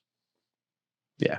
We live in a very Portuguese area too, so we do. I'm a quarter Portuguese, and this area that I live in is with large Portuguese population, little Portugal here. So the food must be amazing. But they were guilty of bringing a lot of those people over here. So yes, the Portuguese chicken is amazing. Well, what kind of chicken? Like the Mozambique? Yeah, I like a chicken of any sort. Like I love to pat chickens. I love the little noises they make, and I love eating them. Nice. You just all around. You love chicken. Nice. I love chicken, as you should. Yeah. What was I going to say about the marsupials? Yes. Pouch. Kangaroos. Yes, we eat kangaroos. And they have this thing where they go, if conditions aren't right, they don't breed. Or if they feel like conditions aren't right, they're not going to breed. Okay. So that'd be really, really great if humans went, you know what? I'm not, I don't have the financial means or resources, and the world is a really messed up place at the moment. I'm not going to breed. I'll breed when it's good conditions. I will say that I think here in America, we're actually doing our part to solve that problem, because weekly we usually have some sort of mass shooting. So I think Australia needs to pick up some of the slack. So you guys are just letting your kids look. I've long said that the solution to most of America's problems is for white men to fire blanks. I live close enough to a radio tower, so I'm probably covered. Yeah, nice. You get those 5G towers installed down the street. So not only did it give me COVID, but now I'm also sterile. So nice. But you must have been vaccinated because you've got autism. That's right. Oh yeah. I've always said the MMR gives you MR. So yep. Yeah. Oh, jeez, he said gives you MR. I know. Oh, come on. All right. Yeah. My favorite thing is autism causes vaccines. Oh, that's nice. Because most of the scientists have autism. Yeah. What, you mean people who like to be in a lab by themselves all day and study things are autistic? What? People who obsess over something? That is a disgusting stereotype that is totally accurate. Yes, totally, completely. Yeah, almost all of us do. I don't care what part of the spectrum. I don't care where in the circle. I don't care. We all do. I'm not even a scientist. Yeah. And I would go, that sounds interesting. I'm up for that. Right. You know? Like, I don't care anything about engineering or like quantum physics, but if you put an interesting article in front of me, I'm going to obsess over it for a few days. Well, you have that rabbit hole. I like how they have all these people who are like posthumously diagnosing people with autism. And they have, Albert Einstein was autistic, or Isaac Newton was autistic. Yeah, all right, and, sure. Like, pretty much anybody who invented something or had some great scientific breakthrough throughout history, a mathematician, now posthumously, they were autistic, which They could have been. Yeah, they could have, but we have no idea. We would have no idea, really. I will say this much, though. When most other people or most people use the expression, they're going to deep dive on a subject, it drives me crazy because I know full well that person took 10 minutes. They're not even scratching the lacquer off. Not even. They don't know what deep dive in a subject is until they're autistic. Until you spend 3 hours or more. If you are at risk of getting the bends, that's a deep dive. Yes. Well, you just go to Reddit, you'll find plenty of those people. Oh, God. Oh, Reddit, how good's that? I've only just discovered it. Oh, really? It's like a little melting pot of. There's a large number of autistic people on Reddit, and they'll joke about Reddit autists because if you want to know something, they'll just ask an autistic person on Reddit and they'll go find the answer. Like, go find it. Although to find something productive on Reddit, I have found it to be extremely hard. Very much so. I've had to consciously curate my algorithm. Yeah. Yeah, because there is nothing worse on social media than sitting up in bed on your phone, death scroll or doom scrolling through stuff, then accidentally hitting an ad and going, oh, fuck, I didn't mean to hit that ad. And now I'm going to get, spammed with that category for the next 6 months. Oh, yeah. I recently had this problem. So when we first started the podcast back in February, I started doing the TikTok for it and like scrolling through stuff to find, good relatable material or whatnot. And I'm flipping through. And the other day I realized there's a whole lot of like hardcore Republican stuff coming up. And I'm like, what the hell is all this? And just out of nowhere, I seem to be in that realm of things. So I keep going to the search, typing in autism and trying to recorrect that to now give me mostly autistic people talking about autism. But every now and again, I still get like some hardcore dude who's like, oh my God, I'm going to get him out of our country. I'm like, no, go away. Swipe up. No. Block, report, go away. Report. Yeah, like I just want to see mental health stuff. I just want to see autistic stuff. Give me an ADHD person real quick. You know what? That's why Republican stuff's coming up, because that's the cause of your mental health issues. And why you can't afford to fix it. That's right. That's why I can't do nothing about it. Well, what's funny is we would make a joke about that, but during between 2016 and 2020 with Trump and all that, there were a lot of people who were on the spectrum who hadn't noticed, fell into like the alt-right rabbit hole. Oh yeah. Just because that's what happens when you defund education. That is very true. Well, I think what it is if their algorithm. YouTube used to have a lot of alt-right content, and people would, if you watch one video and you keep getting more of it, and I think sometimes people like us are easy to be manipulated into, if we get that black or white thinking, you kind of fall into the trap. And we just keep following the info, but that doesn't help us when there's an algorithm saying, oh, you watched one, here's 10. Right. The other thing is, just because it's well produced and someone says it, that doesn't mean it's real. That's true. No. Yeah, that's very, very true. And that's a really hard thing to understand. And I even me, when I was younger, I used to think, oh, they published a book, so it must be real. And then I actually worked in publishing for a bit, and I realized, who also published? That's not even close to fucking true. Right. Some things are, and some things aren't. It's just not as easy. Right. Exactly. Critical you thinking. That joke? Huh? Yeah. Sorry. You want to restate that joke, Steve? Huh? No, it wasn't. It wasn't funny. Did I miss it? I know it wasn't. No, it's cool, Ben. He was saying something he normally says about shit like that. And I said, who also published the a book? Hitler. Yeah. Yeah. I've heard him say this so many times. I did not see that joke coming. Yeah. Yeah. Jokes like that, you got to have your Auschwitz about you. Yes, you do. Yes. I'll crystal knock it off. Are you? Hey. Yeah. Actually, you know what? I was on. I went on to a friend's bar mitzvah the other day, and there was some really, really good-looking Jewish girl, and I asked for a number, and she went, "How rude! We have names now." It's a good one. That's why I usually bring one of those scanners that they have at the checkout aisle with me. Oh, that's hard.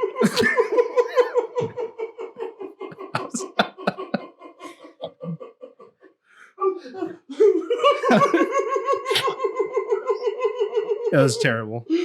What?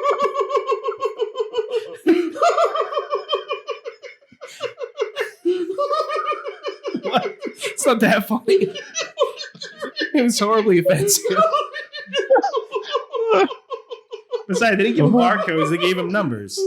So it doesn't even make sense. The joke doesn't even make sense. You modernized it. Modernized. Yeah. We're just going to give the next genocide, we're just going to give everybody a UPC instead of numbers aren't efficient enough. We need UPCs. We'll give, actually, you know what? We'll take this up. Can you imagine QR walking codes. QR codes. What's your QR? I'm so sorry. I'm sorry. Ben's never going to talk to us again.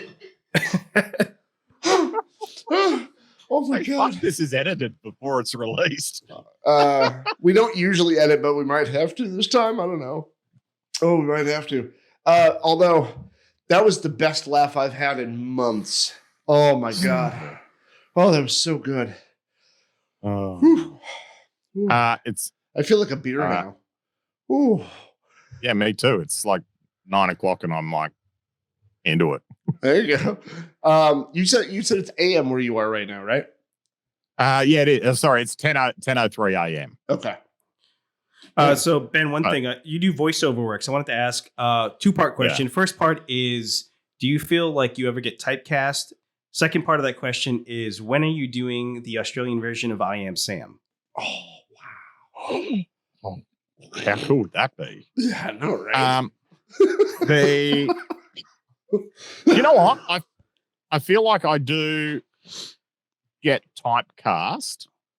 So, and that's that whole, how do we communicate a massive amount of information in a really short space of time, because time is money? We use stereotypes. Marketing and advertising use stereotypes, whether it's good or bad. That's how we communicate, right? Or how we one of the building blocks of communication. And over here we have the a really warm, relatable Australian tradesperson is a very popular choice, and we call it like just super rocker when we talk about Australians and we talk about tradies and we talk about getting solar on your roof. So they love that sort of thing. So I end up doing a lot of that. And there's a bit of typecasting there. I also seem to do a lot of during music acts as well when they come out. So if you were offered a role to play an autistic person, would you do it? Would you be excited to do it? Look, I would do it, and I would charge them extra, saying I would like to be a method actor. Mm-hmm. So it's going to take more research because I just have to live like an autistic person, That's right. So it's going to be more expensive. But it'll be if you just want authenticity. Yeah, that's right. Yeah, that's awesome. Yeah, and then I could unmask comfortably, and they'd go, "No, he's method acting." Yeah, that's exactly right. I guess it would probably depend on who wrote it too, because is the person whoever's writing it, are they writing a realistic version of an autistic character? And then depending on what the context is, maybe it doesn't matter. Yeah. So I have a theory on this, right? So people, when we talk about Sheldon from the from Big Bang Theory, Jim Parsons from Big Bang Theory, a lot of autistic people go, "No, I hate that. That's not accurate at all." And a lot of people go, "Yeah, I love that character." So here's my take on it. Sheldon is not a completely authentic autistic character. Okay. However, the idea of an autistic character in a show is not to appeal to autistic people. Right. It is to appeal to neurologically typical people. And when we talk about education, we move from the known to the unknown. And I think the character Sheldon that Jim Parsons plays is perfect at progressing and minimizing that gap between what a neurologically typical person thinks of an autistic person and what a real autistic person is. Yes. The other thing I love about that character is he is able to be quirky, weird, different, annoying, painful, but he is still so, so very much loved and supported, no matter how much crazy he has. He is still one of us and he belongs. Right. And he is part of our group. And that is the most important message of all. Absolutely. So when we talk about autistic characters in film, in TV, and we see the progression from Rain Man, which is where society was, to Sheldon, or even to White Lotus. I haven't seen it. You know? I know the show, but I haven't seen it. So White Lotus has the guy's son is autistic and plays a really beautiful autistic human who's very self-aware, and from his point of view, the rest of the world does some really crazy things, and he's just like, yeah, normal, neurologically typical people do what they do, I guess. Right. So it kind of flips the script a little bit from his point of view, and it's really lovely to see. But to see that societal growth, I think, Sheldon Cooper was very, very important in being it's that kind of next like step. Right. When the way that LGBTQ people have been portrayed in film and TV has changed over the years. Yeah. You used to have more stereotype characters of what they thought a gay person was. Versus, to be now fair, I do miss the feathers and sequins, though. I do too. Yeah. Absolutely. But you're right. Yeah. It takes so much. It takes time. You got to have the right writer who's able to use a different aspect. So let's back up a second. Yes. It takes time for neurologically typical people. Right. It takes what? Time for neurologically typical people. So autistic people, I find, if you provide them with data and information, they're normally, most of the time, they're pretty good at going, oh, okay, cool. Yeah. That's how it is. Yeah. Or I have a sensory issue with that and I just don't like it. I think there's less of Also an emotional cool. attachment to the idea or the thoughts. Like if I realize that I'm wrong, or if I have new information, like I'm not gonna fight reality. It's like, okay, like I don't have that much emotional investment in whatever the Right. Yeah, totally. It's just like pronouns. Yeah. If you tell me you're they, great. I don't give a shit. Right. Does that make you feel seen? Does it make you feel loved? Does it make you feel included? Does it make you feel happy? Does it give you all those positive emotions? Yep, definitely. I'll call you a grasshopper if that's what that does. Right. You know, and that's not discounting anyone's gender or identity. It's just I want to call you whatever makes you feel like your authentic self. Actually, I think you mentioned it earlier. We should just replace everyone's pronouns with the Australian pronoun, which is cunt. Yep. I agree. Everyone's new pronoun is cunt. That's everyone's. And look, a lot of Americans really struggle when they come to certain parts of Australia and they'll see us greet each other and we g'day, cunt. We'd fit in Australia, Steve. We would fit in.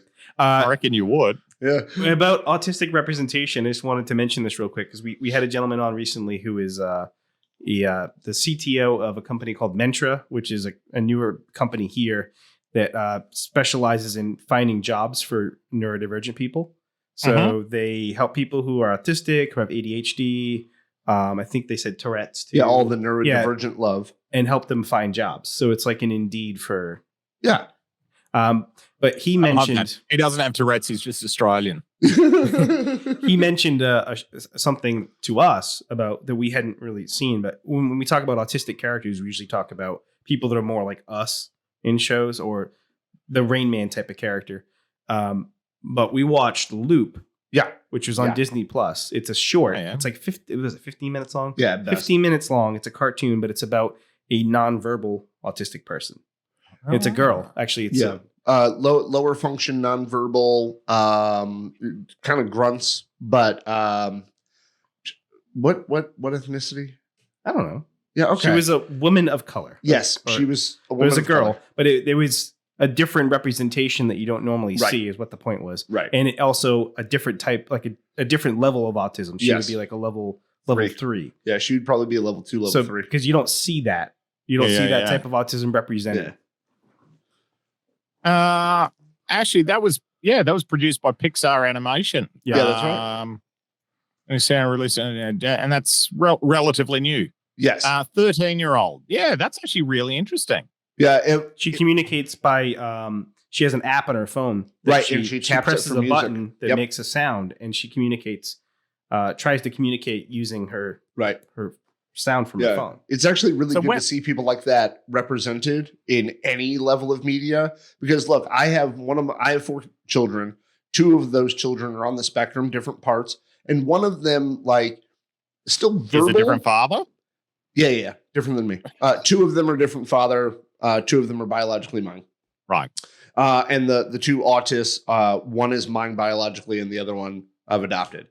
And the one that I'm speaking about, she's verbal, but it's more of a lot of scripting, right? A lot of echolalia, a lot of scripting. But so to see somebody who is very much, on their screen that stems more than anything else kind of behaviors, it's good to see that representation, because either people think autism looks like us, white males predominantly, or they only really see the ASPE level 1 higher function, whatever you want to call it, version of it. They don't see people like my daughter. They also tried to represent what the world looked like from her perspective. Yes, that was the cool part.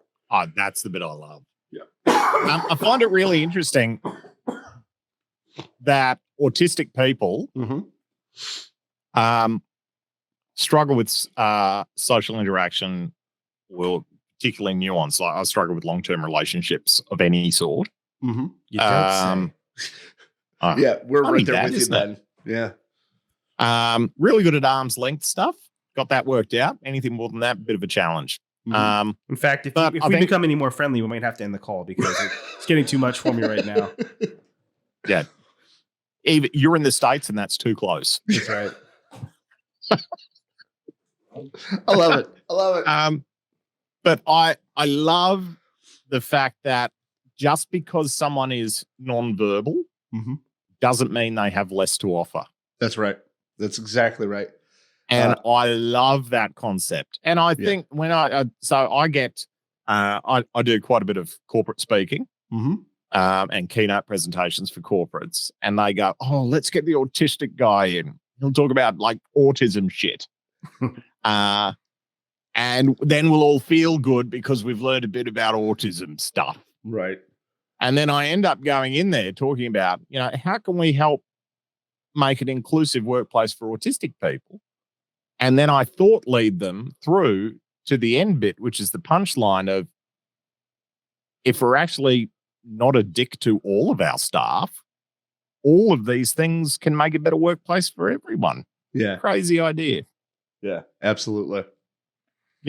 Instead of trying to find a way to fit a certain person in, how about we just treat everybody well? Let everybody fit in. Yeah. Let everybody be who they are and be productive their way.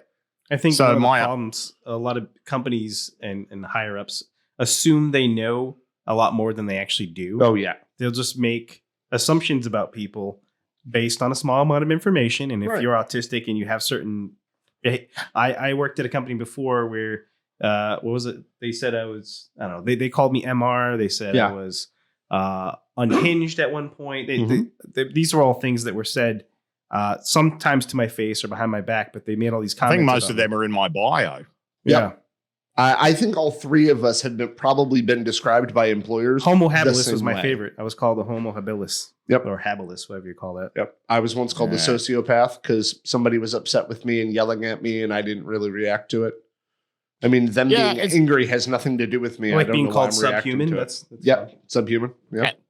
Yeah. And my favorite thing is, in the scheme of the universe, why are you getting so disproportionately angry about an easily fixable problem? Yeah.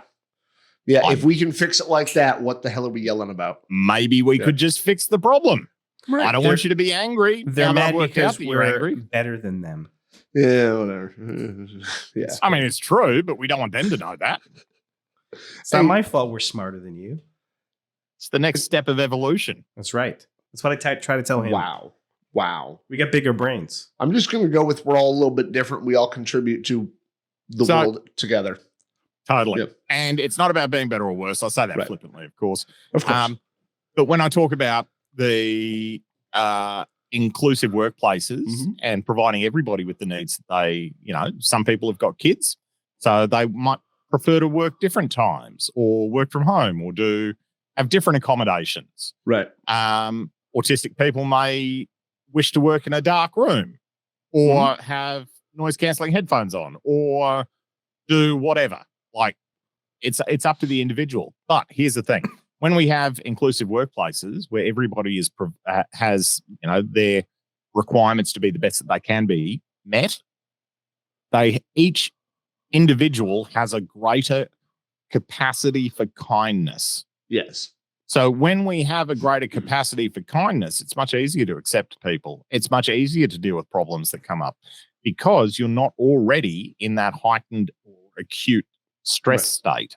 You have capacity for kindness. And I think too much of our world our late stage capitalist world is about how can I suck as much as I can from people, which is actually theoretically the concept of I'll just keep taking more to get better value.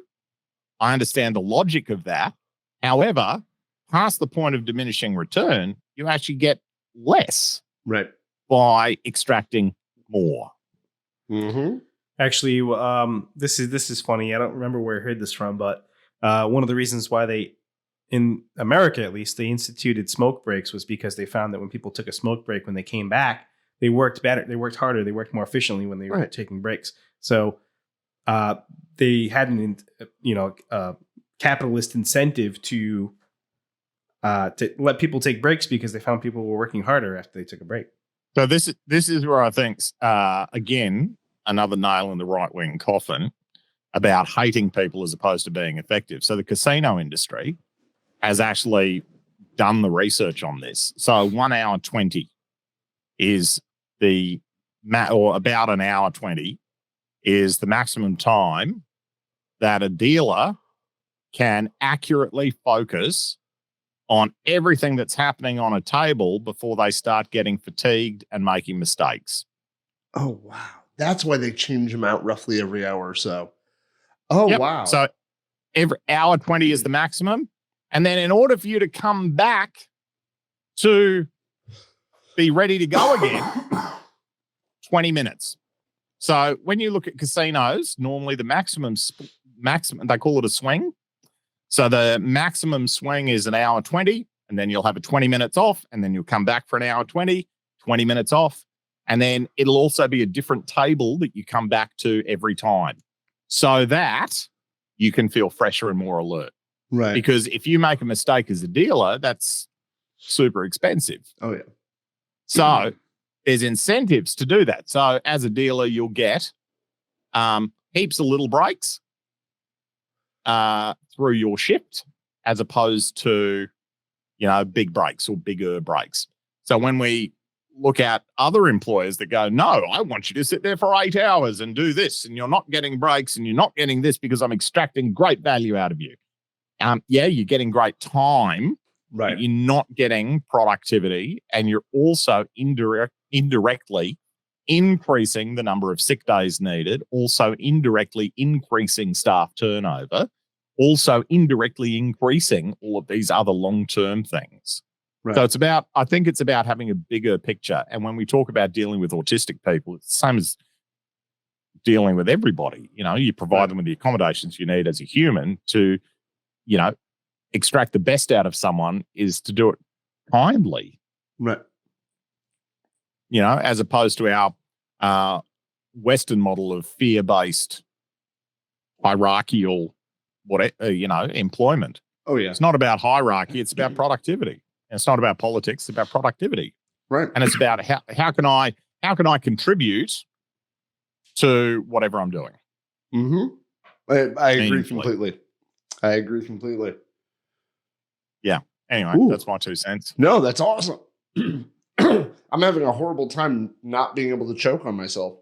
I think allergies are bad right now. Oh, yeah. Over here. Yeah. What season are you guys in again? You're in? We just started into summer. Right. So I got told yesterday because I was sitting on the. This is the other thing. I have an inability to self-assess a lot of times. Mm. So I was sitting on the couch watching TV, and it was a really interesting. One of those shows about it was about the engineering behind fighter jets or something. Oh, and I went, "Oh, that's really interesting. I'll watch that." And then after the show, I got up and I was shivering. I was freezing because it turns out it was like, where's my thing again? Oh, it was cold. I'm assuming it was below. It was 50 degrees. Yeah, I was just about to say 50. And I was in a t-shirt, and I'm like, terrible. Yep. So the inability to self-assess thing is like totally real, and I can't remember why I started the story because I had to convert to Fahrenheit. We said it was allergy season. You asked what season we were in. Yep. And with that, I realized I had only just woken up and realized that then we're in winter. Mm-hmm. And it's the same for you guys. The change of seasons I find really challenging because you go, oh, okay, so now I've got different rules.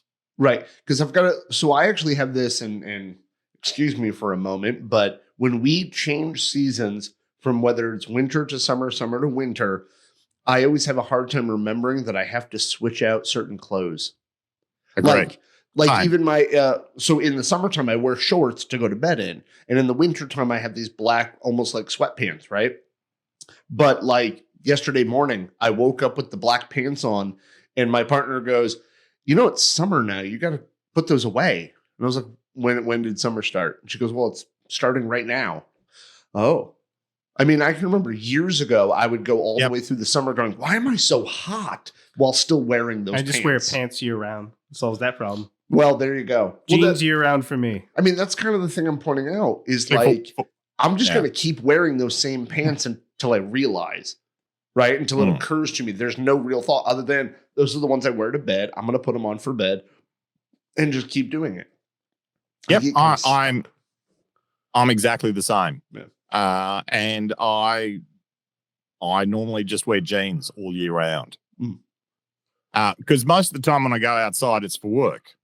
So, and jeans are appropriate for stage work all year round. I would never, as part of my brand, I would never wear shorts on stage unless it was part of a character or I was dressing up as something.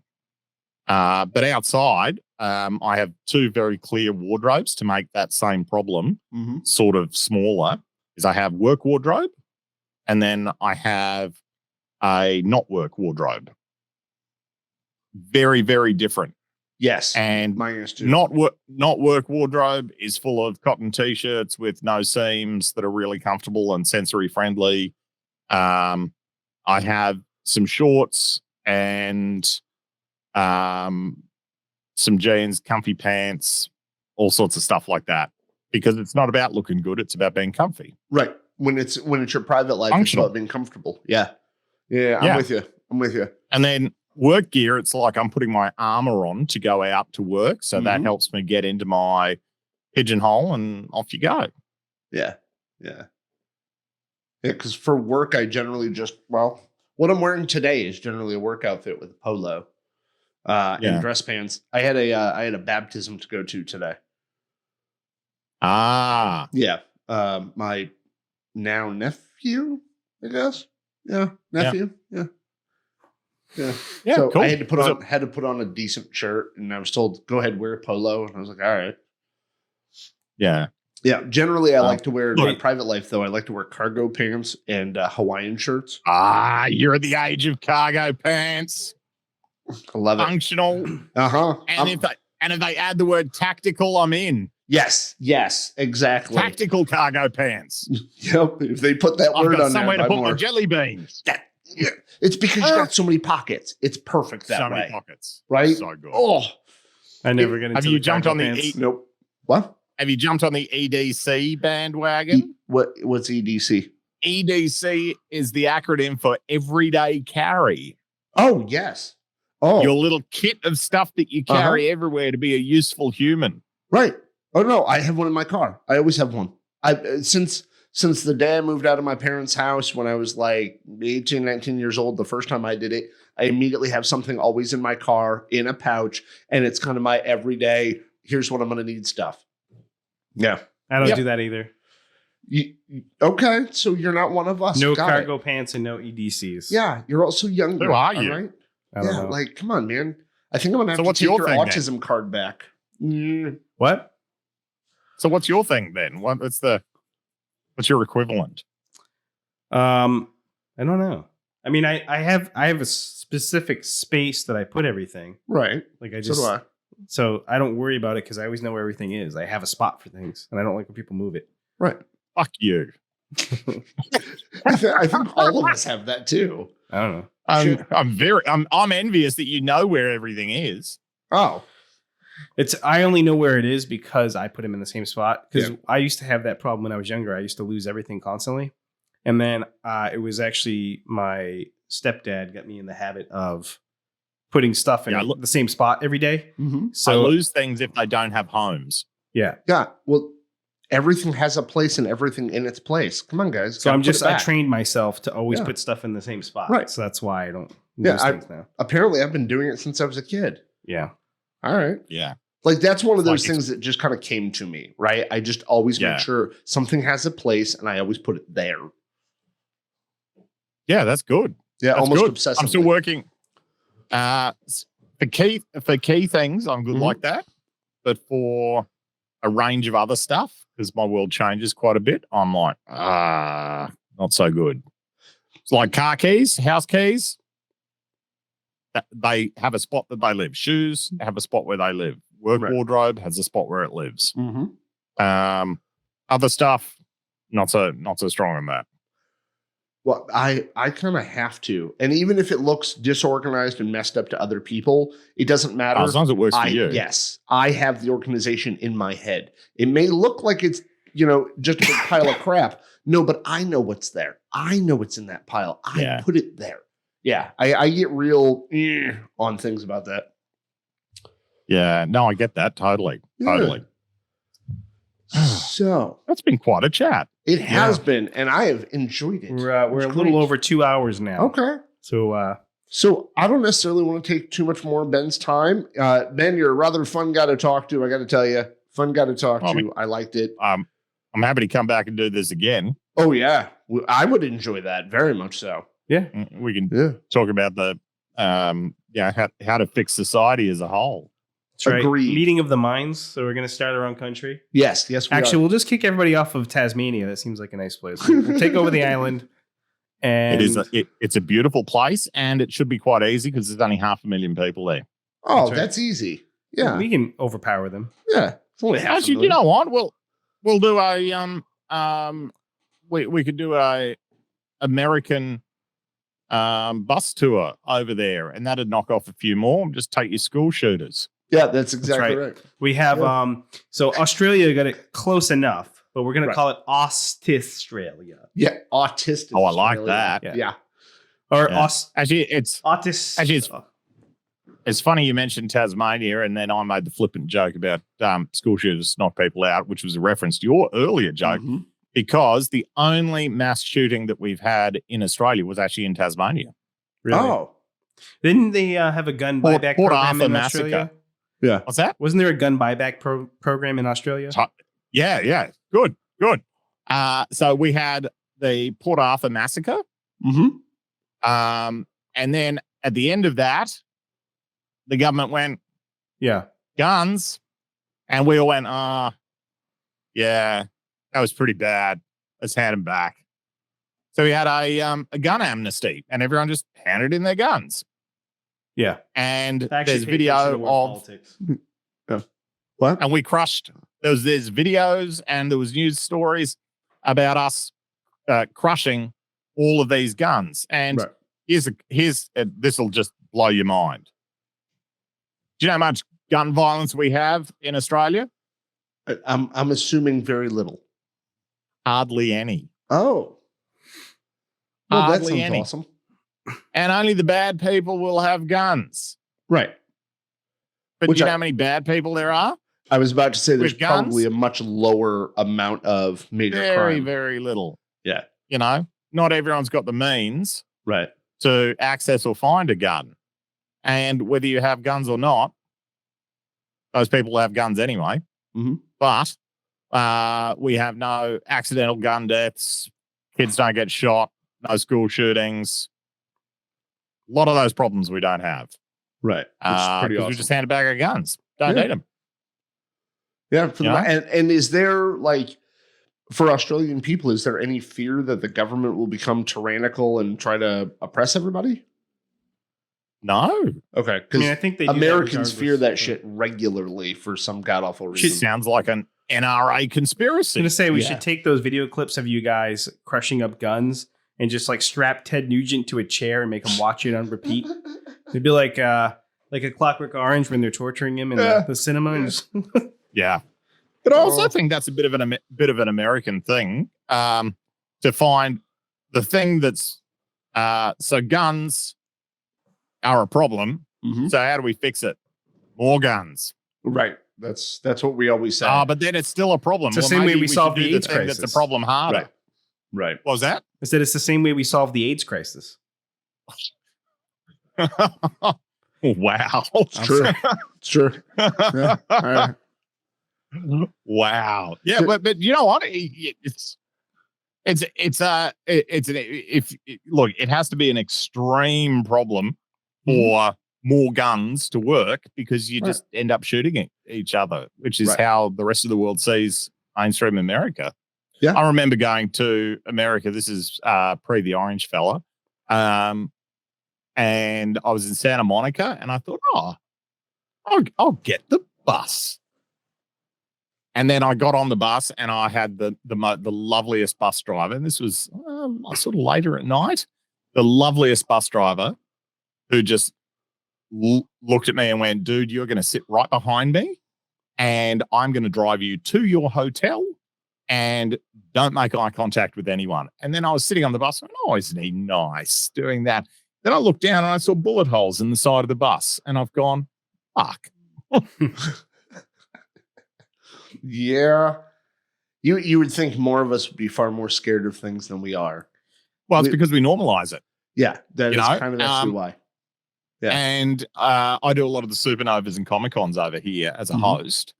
And we get Americans that come out here and go, and you guys don't have any guns. Right. At all. And you guys seem pretty happy. And I watched the news and nobody died. Yeah. How do you run a country when nobody dies? Like, what do you talk about?